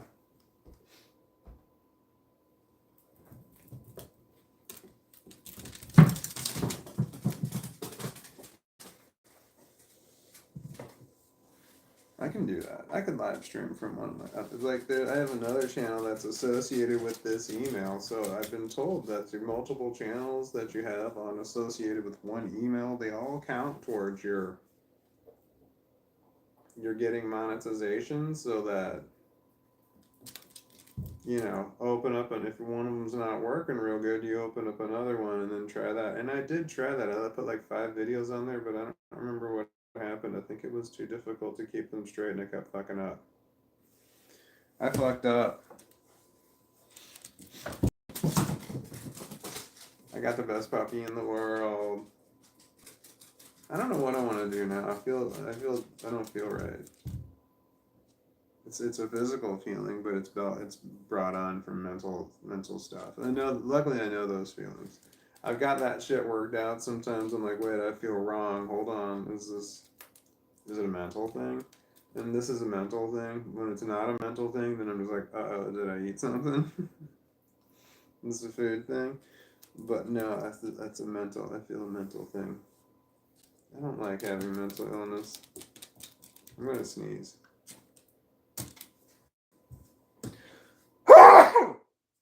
Oh my god. Did you hear that? Hi, come here. Oh. I got me a big puppy. Do you want to be held or do you not want to be held? I want to hold you. I don't know what I want to do next. Like, I don't want to, what I want to do next, like in this moment, and I don't know what I want to do next. In the next the next anything. In the next everything. I don't know what I want to do. I feel like I have nothing. I got no direction. I got no purpose. I got no meaning. I got nothing. No reason. There's no. This is not a good feeling. I have to. Damn it. And so, I don't know if that's part of the depression. There's the hopelessness that's associated with it. Yeah, that's depression, isn't it? That feeling hopeless, the hopeless feeling. I don't know how else to describe it, but that's the feeling. The overall dread of life, and we got nothing to look forward to. There's nothing that I'm like, ooh, yeah. And is there anything I really want to do? If I had like tons of money, is there anything I really want to do? There isn't. Is there anything I'd really like to have? There isn't. Is there any, like, I could buy anything right now? What would I buy? There isn't anything that I really want. Like if I had money, like I would like pay somebody to maintain certain things for me. But that would be, there's nothing I want. Like if the food one was, I realized this when it came to the food at the grocery store. When it was like, when someone had said to me in a comment, treat yourself to something nice while I'm at the grocery store. And there was nothing I wanted. And then I sort of applied that to the rest of my life. Is there anything I want? There isn't. Like someone said, here's a bunch of money, go on a vacation somewhere. There's nowhere I want to go. Blow this, here's a bunch of money, blow this on something. There's nothing that I want. There's just nothing I want. That's a real problem when my desire to do anything. It's just like, I can take it or leave it, that kind of thing. So it kind of sucks. If I had a certain sum of money coming in, I know that giving it to my kids would be the thing. I can see paying off all of my debt and then getting somebody to maintain the shambles of my life falling apart. But that's not anything that, it's not like a luxury item. It's not something that you're like, oh yeah, this is something I want. I mean, I want it, but I mean, it's not something like, I don't know what I'm trying to say. You know, like, that's not exactly like something to treat yourself. That's not treating yourself. That's just something in order to maintain life, to improve quality of life, but not so much treating myself.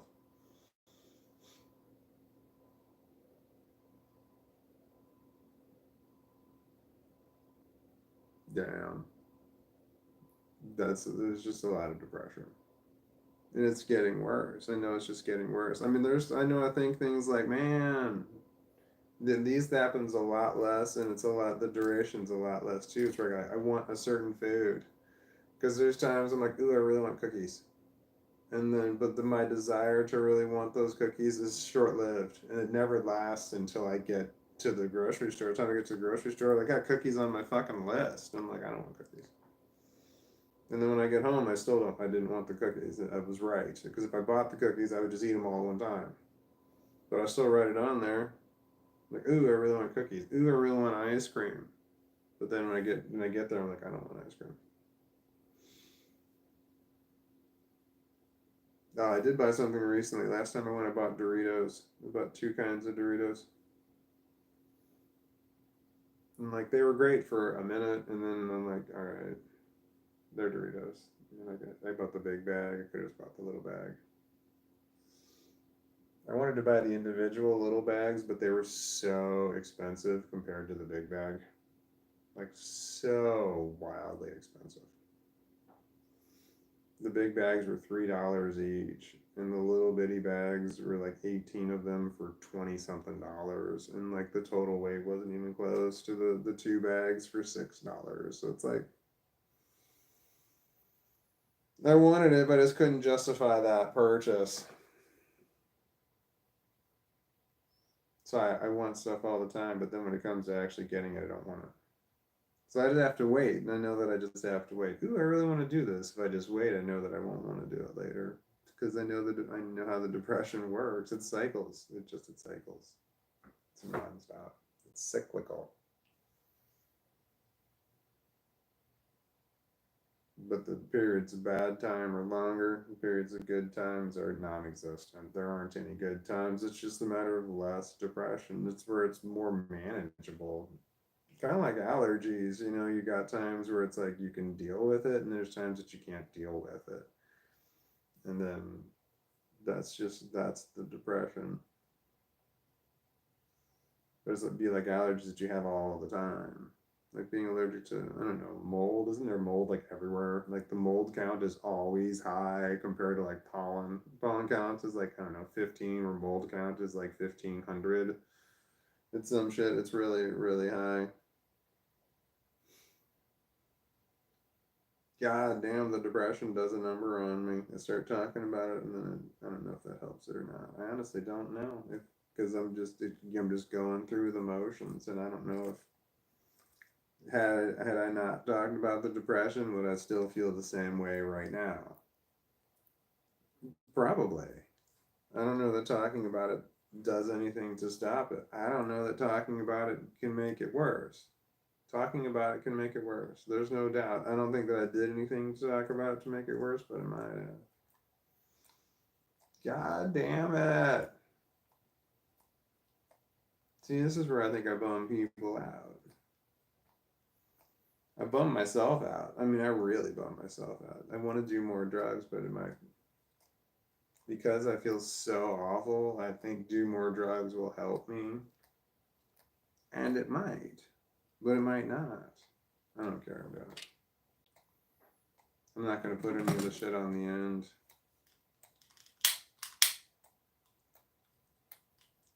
That's my dog. He's licking his leg if you hear that noise. He's right there next to the...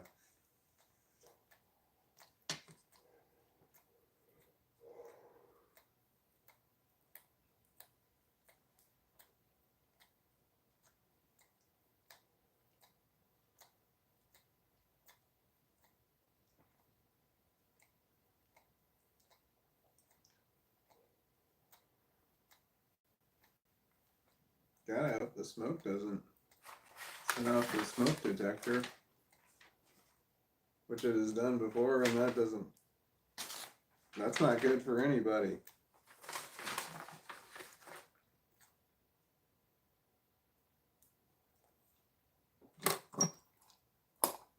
Well, Altoids. I drop my roach in there, that'll go out. No air will get to it. Don't have to worry about it burning anything.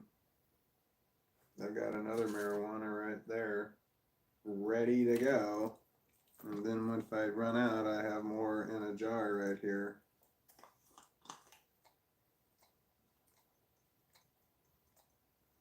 It's probably about Another joint worth. I don't think you can see any in there. It doesn't look like you can, but it's in there. It's in the bottom. Do you want to smell it? Take a big whiff of that shit.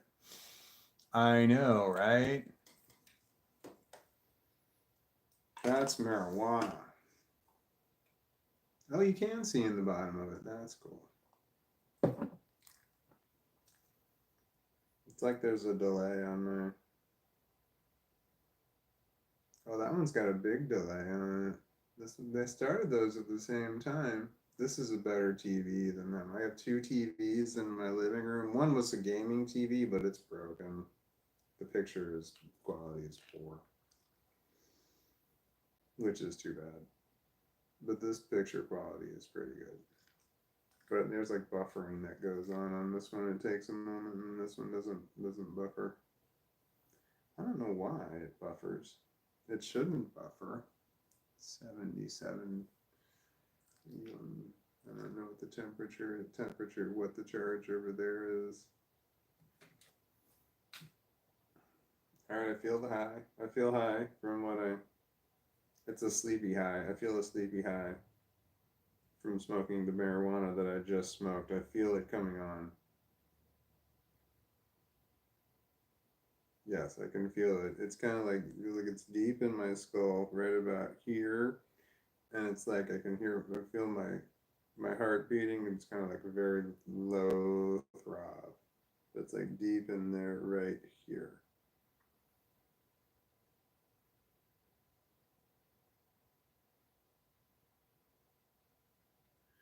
So I was like holding my breath there for a split second, like, do I feel anything else? And when I did that, I could feel my heart beating in my whole body, and it kind of felt very low, like boom, boom. I don't feel two beats, I just feel the one, boom.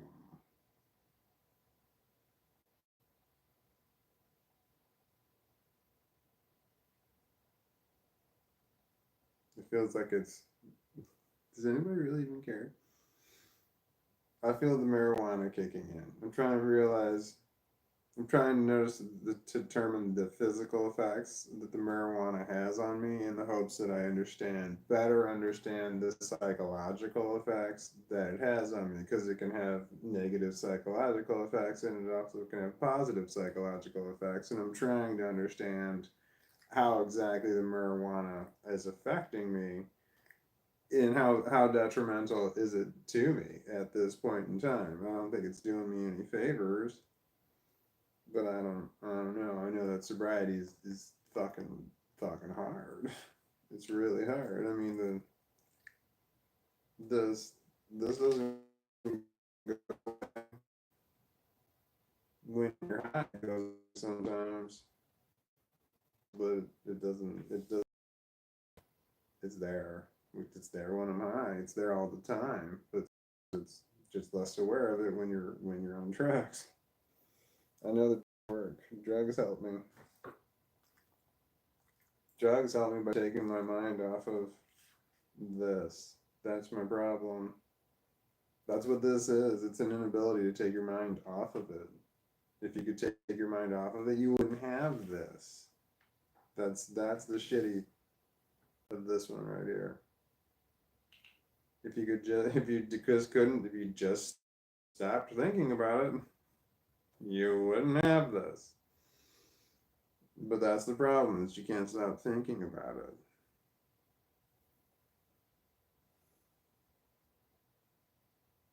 That's the problem. You can't stop thinking about it.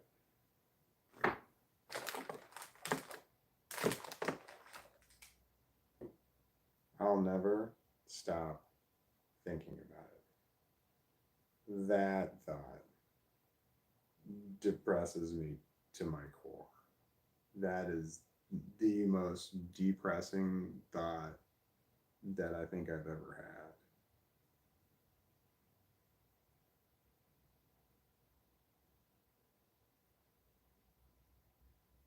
had. Okay.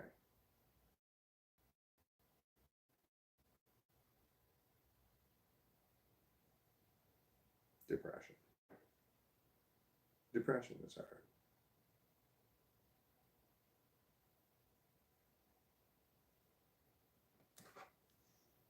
Oh no, it's all glitchy. Did I turn? Did I turn the Wi-Fi back on? No. Probably glitched out.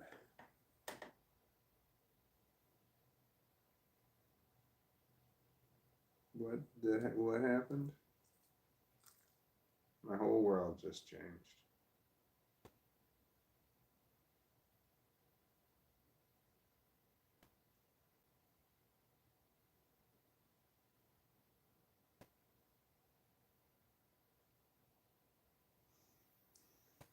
Sorry, the depression has kicked in. The It'll never end. It'll never end. That's the problem.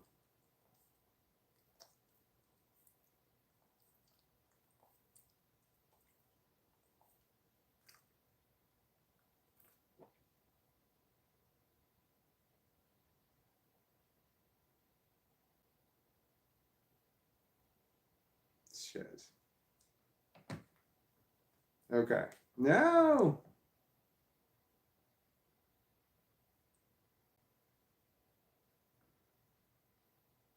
Sorry, I'm having a hard time bouncing back from the shit that I say sometimes. I'm trying to bounce back, but I'm having a hard time bouncing back. Bummer. Ow. I had a tangle in my hair. This feels right. This feels like my hair. But sometimes when I run my fingers through my hair, it doesn't feel like my hair. Does that make sense? Like it feels like it's not my hair. I don't know what that is. I don't think my hair is changing. It's almost like my personality is changing. Like I'm having personality shifts. Do I do that? Mm. I mean, I have conversations in my head back and forths all the time. Some of them are unpleasant, but sometimes I have those conversations out loud. I normally don't, but sometimes I do. Where these two voices are talking, and I'm just talking out loud. I'm just saying out loud, repeating exactly what they're saying.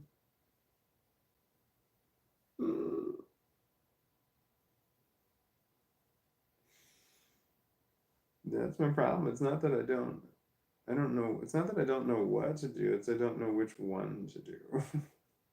Because I got different people saying they're not people, they're voices in my head that say different things for different situations. Like, how would you handle this situation? And just like, well, I've got five different things popping into my head right now. So I got these different voices saying this, and they argue. No, this one's right. No, this one's right. And sometimes I gotta fucking wait. I gotta wait for them to fucking decide. And I'm like, hold on, let me think about it. That's what I'm doing when I say, hold on, let me think about it. I'm letting them work it out. And they got to plead their case sometimes, and they're talking. They're like, no, this is the best way to do it. No, no, this is the best way to do it. All right, well, why? And then they got to work that shit out. And then it's just like, all right, here's what I got.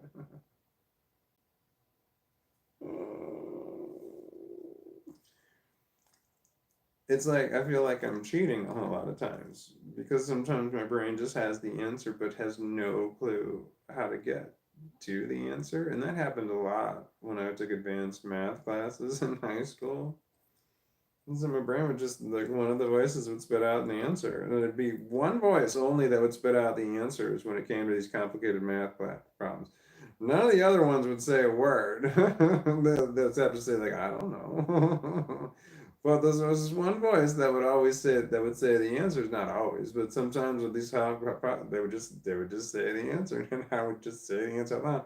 How did you get that? I'm like, what am I supposed to say? A voice in my head told me that. It's like they're gonna think I'm making fun of them or mocking them or something, because everybody else would just laugh. You can't say shit like that. Because what if they believe you, and what if they don't believe you? If they don't believe you, they think you're being an ass, and if they believe you, then you got to go talk to the guidance counselor.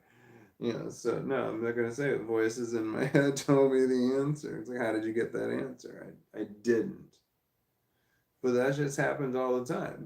I just automatically will say the answer because I got to hear someone say it to me. And I feel like it's cheating, but it's not, right? It's just one of the voices in my head.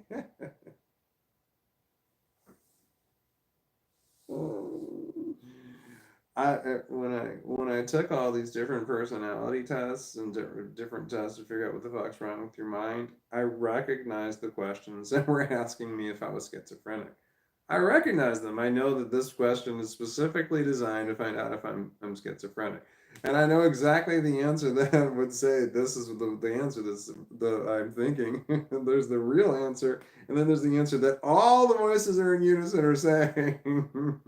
They're not happy that I'm talking about this right now. Some of them are sympathetic, but some of them are like, shut up, man.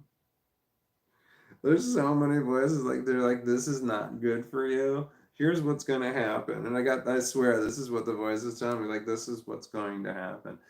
You're talking about this shit, and it's very public right now, and this is gonna come back to bite you in the end, somewhere in the future. Something's gonna happen, and then your sanity is gonna be called into question. And it'll probably be some sort of financial thing. I'm not sure. Like, money was coming. Like, no, he can't have that money because he's got these mental problems or some shit like that. It's going to be some sort of decision that I need to make. And my sanity is going to be called into question. Like, no, he's not capable. Someone else needs to make this decision, that sort of thing. This is the voice inside my head, the legal. It's like a fucking lawyer with a fucking suit and tie on saying, all right, this is how it's going to bite you in the ass later on. And it's like very professional about it, but it's talking down to me like, you fucking idiot, shut up, shut up, shut up. Like a lawyer would do. And then, so I haven't talked about this ever until like I started live streaming. So recently, I'm going to talk about the voices I might have made videos about the voices in my head, but it's something that I know I have talked to people about this, like started to crack that door open, just started to talk to them about it, and they responded wrong, just absolutely the wrong way. And I'm just like, so I just closed that door, and I'm just like, nope, we're not going to be talking about that. Well, like with the therapist that I have, I didn't talk to the therapist about the voices in my head. I alluded to it, but I didn't say outright that I hear distinct voices talking to me about stuff. They're talking. They're pleading that they're just talking. But I know that some of these voices are based on life experience that I have. When it's like, hey, I need you to put up a wall here. I got different voices in my head telling me different ways to put up the same fucking wall. The wall can be put up multiple different ways. And I've got the voices that are competing in my head about which way to put the wall up. And this is the problem, that I can sometimes stand there like I'm thinking about what I want to do, and it's like, no, I'm thinking about which one I want to do. I've got multiple ways to do it, to the point where people are like, here, do you want me to tell you what you need to do? And I'm like, no, I'm trying to figure out which one I need to do. And I have to like work it out all the way to the end. I'm like, which one's going to be like easiest, fastest, shit, gets me to meet my goal and stuff, correct, and thinking that sort of thing. But I got too many options is my problem. That's all the time. I just got a bunch of different ways to approach something, and I don't know which way to tackle the problem. So I get kind of paralyzed sometimes.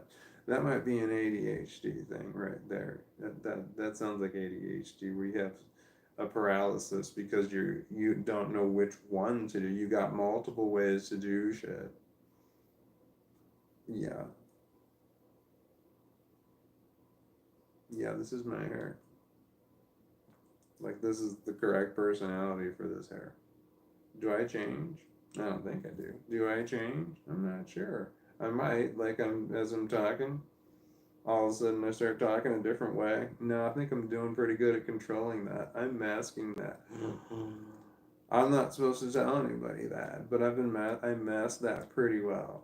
I kind of talk consistently.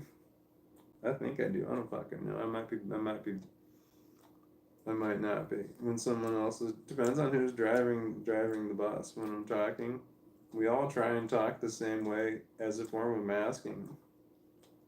But I think that the personalities talk differently. What I mean is that I hear the voices in my head and like I could talk the way that they talk. But I think I do pretty good at not. I hate it when they say they talk when they answer. Like someone asked me a question and the answer in my head is incredibly sarcastic, and then I've got to now reword that so that it's not sarcastic. And then I got to pull out. I always a lot of sentences that people ask me questions that end with dumbass.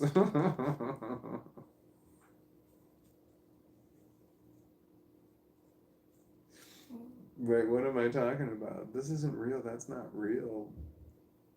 That's not a real thing.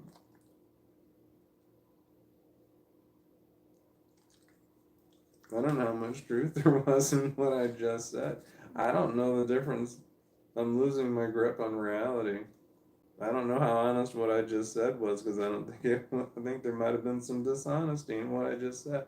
I'm not even 100% sure what I just said, but I don't think it was all true. I don't know what's real and what is made up because there's a lot of shit that's made up in my mind. Oh no, my dog's ball dropped. But he's sitting the other way. This is really weird. He's laying the other way. Can you see him? This is his. Wait, I gotta move a little bit.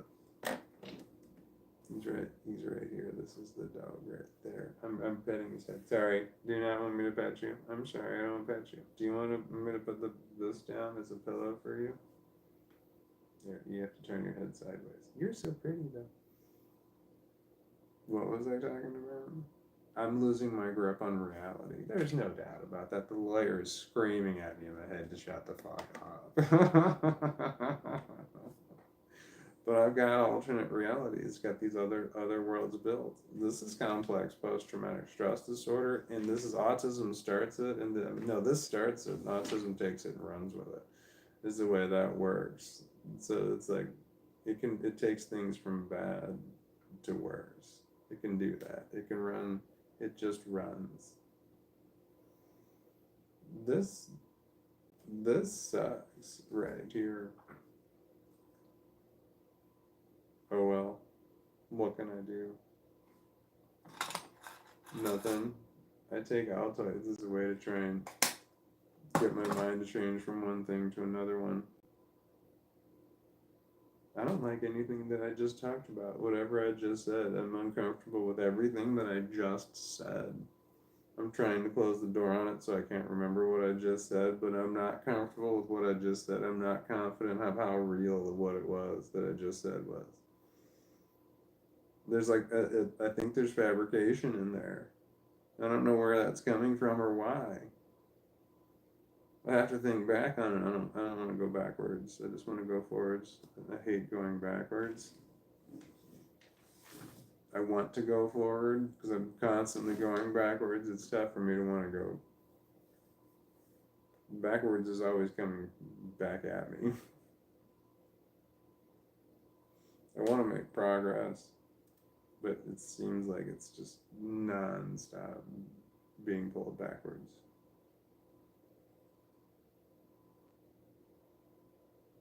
No, I'm not thinking clearly. Maybe I'm tired. Probably the drugs. I'm not thinking clearly. That can be dangerous. Me drinking, oh God, that would be awful. If I were drinking and live streaming, it'd be entirely different. The true personalities might come out because I know that when I'm drinking, I don't care. Don't care at all what I say or what comes in. Don't care. Like right now, I mean, the lawyer's screaming at me. At least I'm listening somewhat. There's a lot of things I don't talk about, but like the breaking the rules of YouTube, I might do that. Me drinking would be bad. But I think about drinking. I do think about drinking a lot. I think about it a lot. I'm not an alcoholic, but I think about drinking. But because I think about drinking because I know drinking will help me forget shit.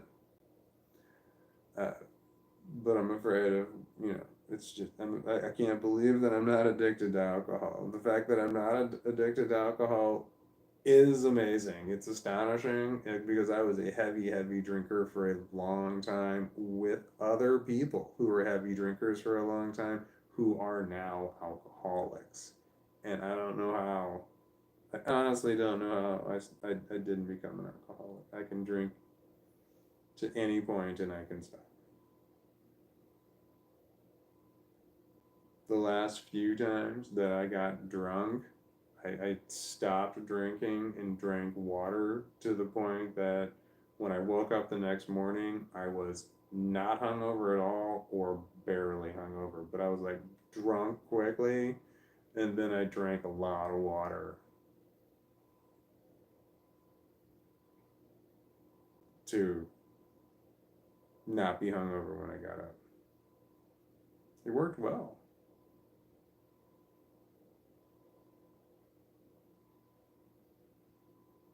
I haven't drank in a while. I don't drink much. I'm a non drinker. I drink very little.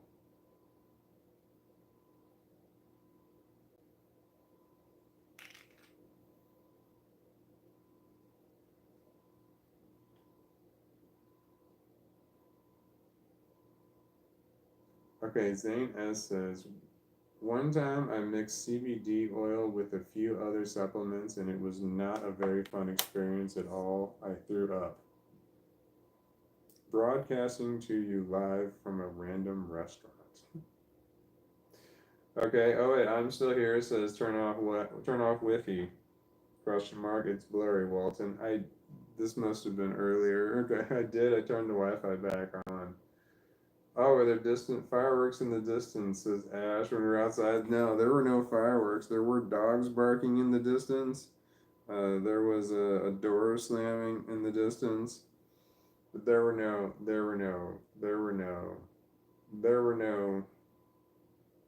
I have a stammer. That's a stammer. What I just did, I have a stammer. Because I got distracted when I was thinking about the noises that were coming from outside. I have a stammer. I do that. I can do that a lot. It's like I'm trying to think about what I'm saying, but something else is popping into my head, so I start repeating the couple of words or phrases that I just had. Sometimes, if I'm having a flashback, I have a really difficult time stopping that. I can say the same thing over and over and over. Like, what was the Leonardo DiCaprio movie about Howard Hughes where he kept saying the same thing over and over and over? Been there. And so I understood his mental illness a lot.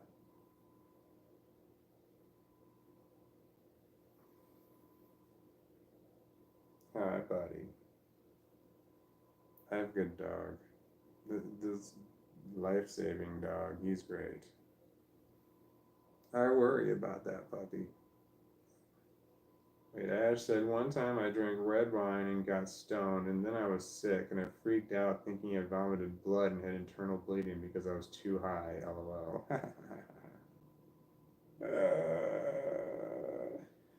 Man, I haven't puked from alcohol in a long time. Thank God. Thank God. That's some good stuff. Yeah. I have to move the camera. I have to move the camera. The depression is here. I felt like I was bouncing back from it, but now the depression is it's just here. It's just there. And I can try and fake like it's not there, but it's just fucking there. Nobody wants to hear about that. It sucks. Anyway, I'm gonna move to the reason I'm saying the depression sucks. It's like things get bad to a point that it's like it's like being a drug addict is what it is. It's like being a recovering drug addict when it comes to the mental illness stuff. It's like you got to live it. You're living your life one day at a time. It's just one day at a time. You just got to get through today. And then it gets to the point where you're like, I just want to go to bed. I want to go to sleep. So I want to wake up and I want it to be tomorrow. But the problem with this philosophy is that you just like wanting to go to sleep. Like shit. There's days that I get up in the morning and like it's like around noon. I just want to go to bed. Not because I'm tired, but because I want this day to be over. Because the theory being that tomorrow will be better, but that's not the way my mental illness works. It's not like that. It's just tomorrow is a whole lot more of the exact same thing. Could be worse, could be the same.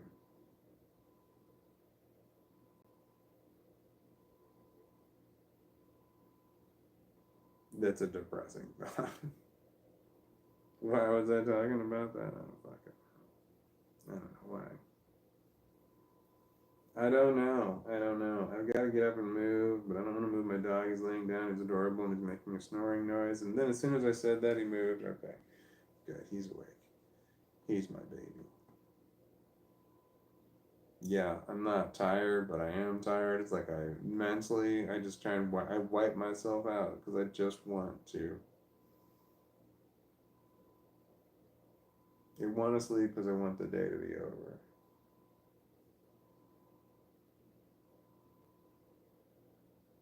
Sorry, I flashed back. I had a flashback. I have them all the time, but that one was I remember being a kid and wanting the day to be over, just praying for the day to be over. And like this, I remember sitting in my room with the sun being out and knowing that the day was nowhere near being over, but I remember wanting the day to be over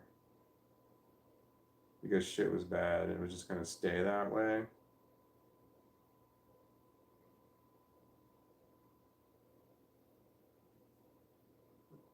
Shit.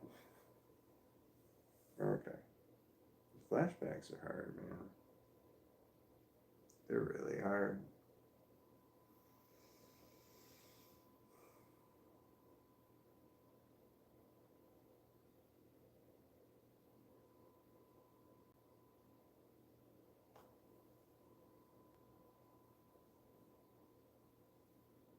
So I hear people say things like, to be a kid again. That thought, I've lost so much sleep on that thought alone. People say things like that when they say, like, to be, whatever age again. Uh, I don't know, some age. To be a kid again. That idea, I've lost a lot of sleep. It frightens me so bad. Like, you see movies where all of a sudden someone's a kid again. That idea, to have to go through it again. So that I know the odds of me moving backwards in time and having to relive shit is very unlikely, but the fact that is that if it were to just happen, it would be. I would never want to be a child again, ever.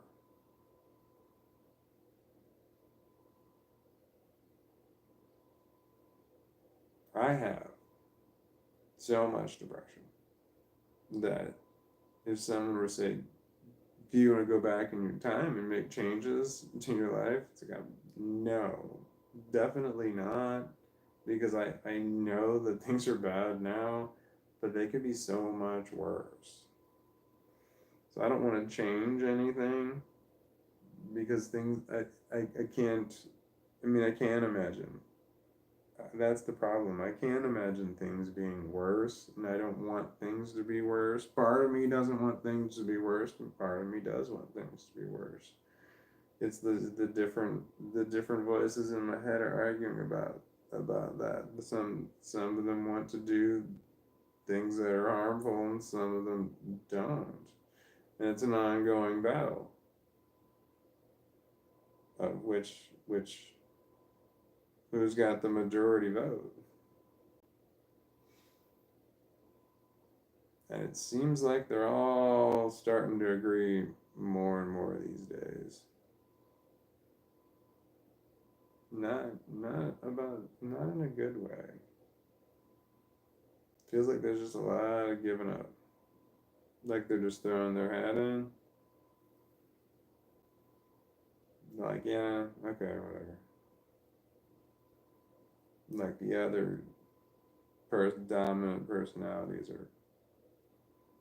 have beaten them down.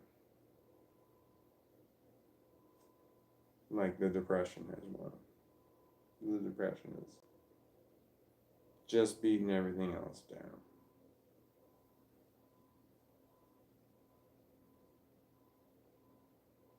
It's like to indifference is the problem. That's depression is. It's not. It's beating me into an indifference about things. It's like, yeah, okay. It's just one more thing. Good things, bad things. It's like it's just one more thing. It's like, okay.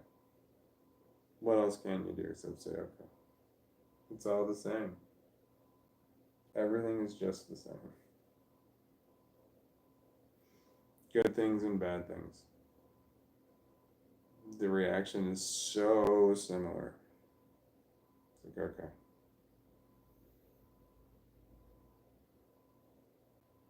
I think I really want this day to be over.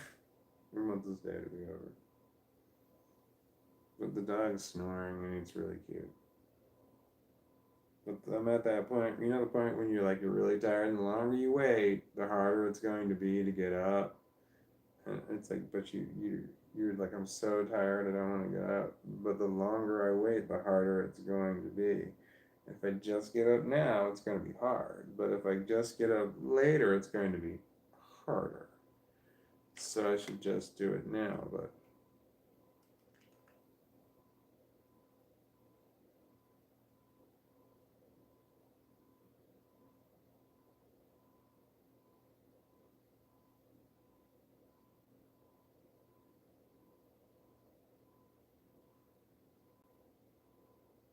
yeah.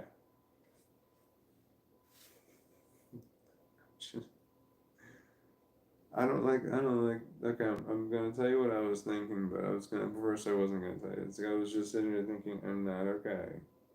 I'm not okay. And like doing my hair at the same time, like I'm not okay. And then I wasn't saying anything for a while, and then all the people in my head said that don't say what you're thinking.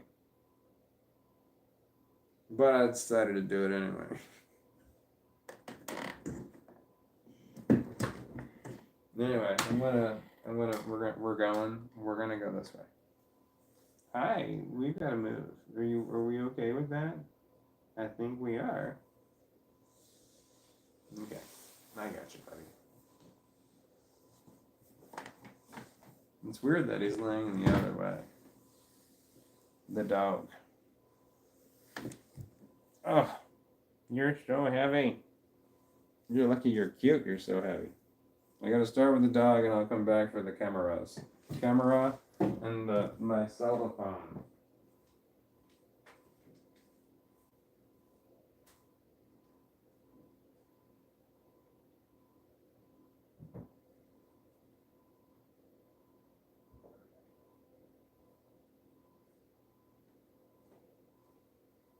Okay, the dog has been deposited on the bed.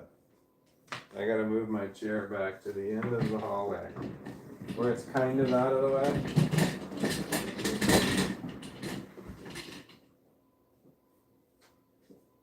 Alright, I've grabbed my cell phone. I have my glasses. I have to grab this phone. This is the camera phone. Don't hold it too close to your face. It's important. Try not to shake things like I'm doing. I gotta get rid of this. There's a button on here that's clicking. Oh no, I moved the key. The key. What key? There's no key. Oh no, I moved my phone charger. I have to go get it. That's a dream catcher that I keep above my bed. And I have to brush my teeth.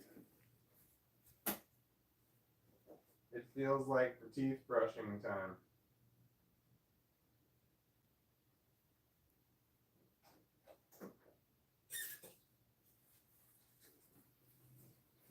Hold on, I'm coming back.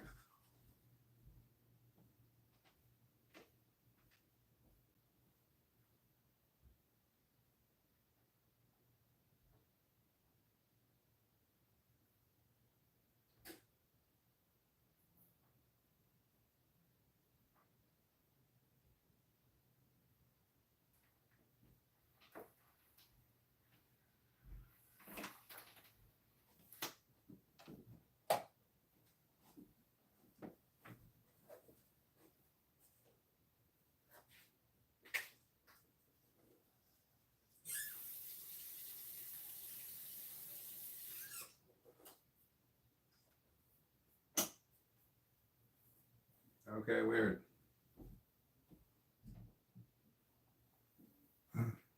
I just closed my bedroom door, and I wasn't exactly sure why.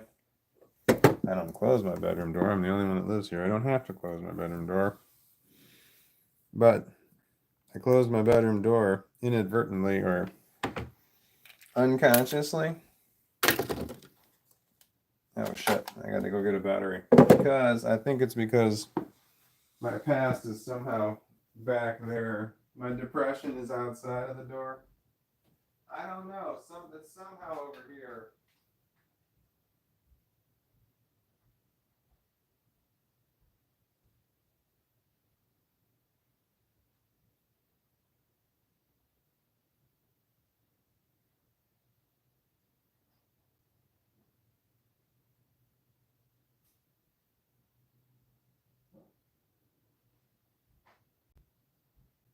Oh. Well, no, it's probably something more worse than that. I actually want to close my door again. I consciously thought to myself, I want to close the door, and I think I know why. I think it's my agoraphobia. It's like I lose more and more of the house. Like there's rooms in the house that I don't want to go into. It gives me lots of anxiety to be in the rooms. I feel like I'm losing some areas that I keep. Eventually, I hate to be stuck. I hope I couldn't be stuck in just the bedroom alone. Maybe I could. I don't know. I'm not pointing in the right direction. Over, down, stay. I gotta get rid of this button thing. It really annoys me. Okay. Okay. I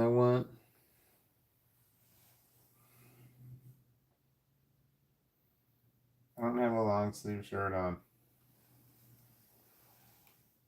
Is there one on the bed by any chance? I throw clean clothes on the bed.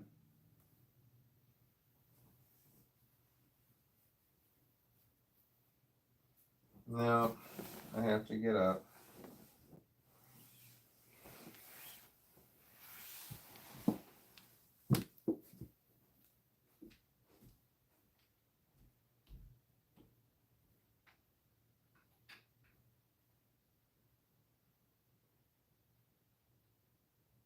No barking.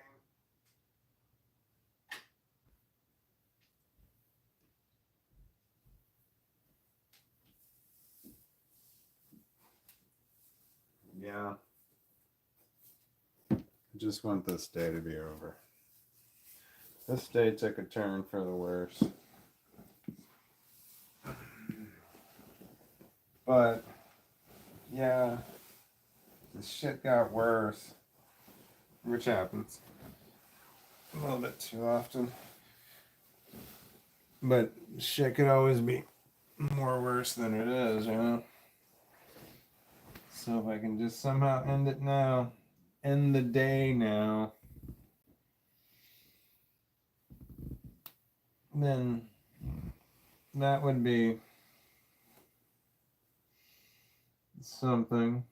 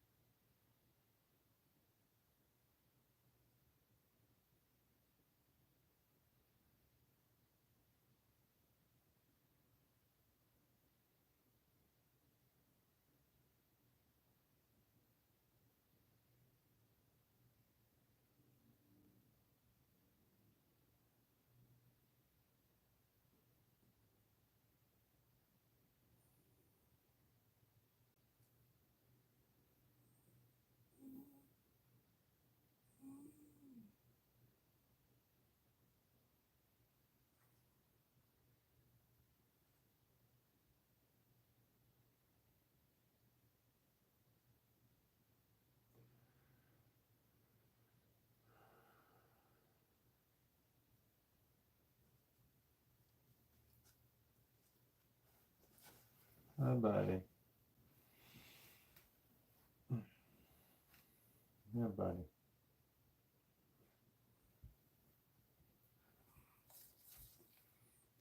Hi there.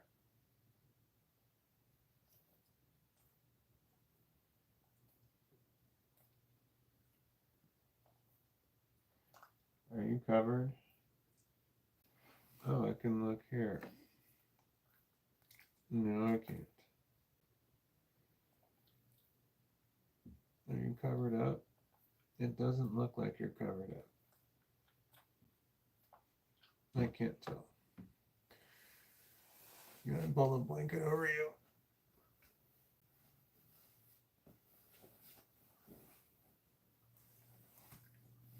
Did I get you? I can't tell. I think I got you. I'm sorry, puppy. You're the best if I didn't cover you up, but you can crawl under the blankets yourself. You're the cutest. You're my favorite.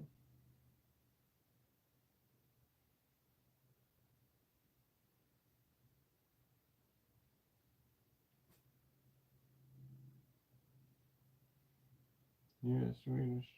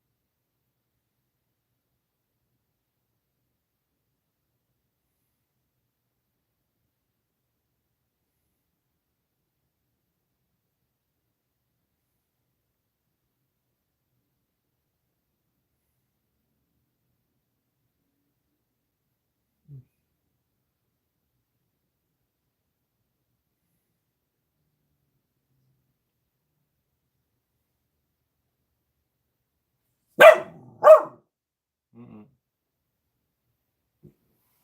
Nope.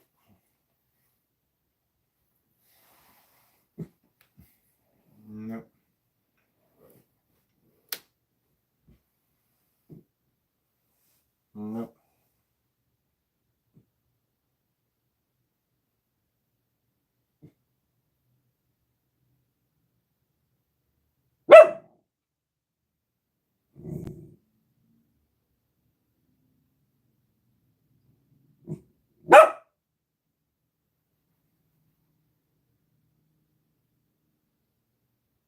Nope. Stop barking.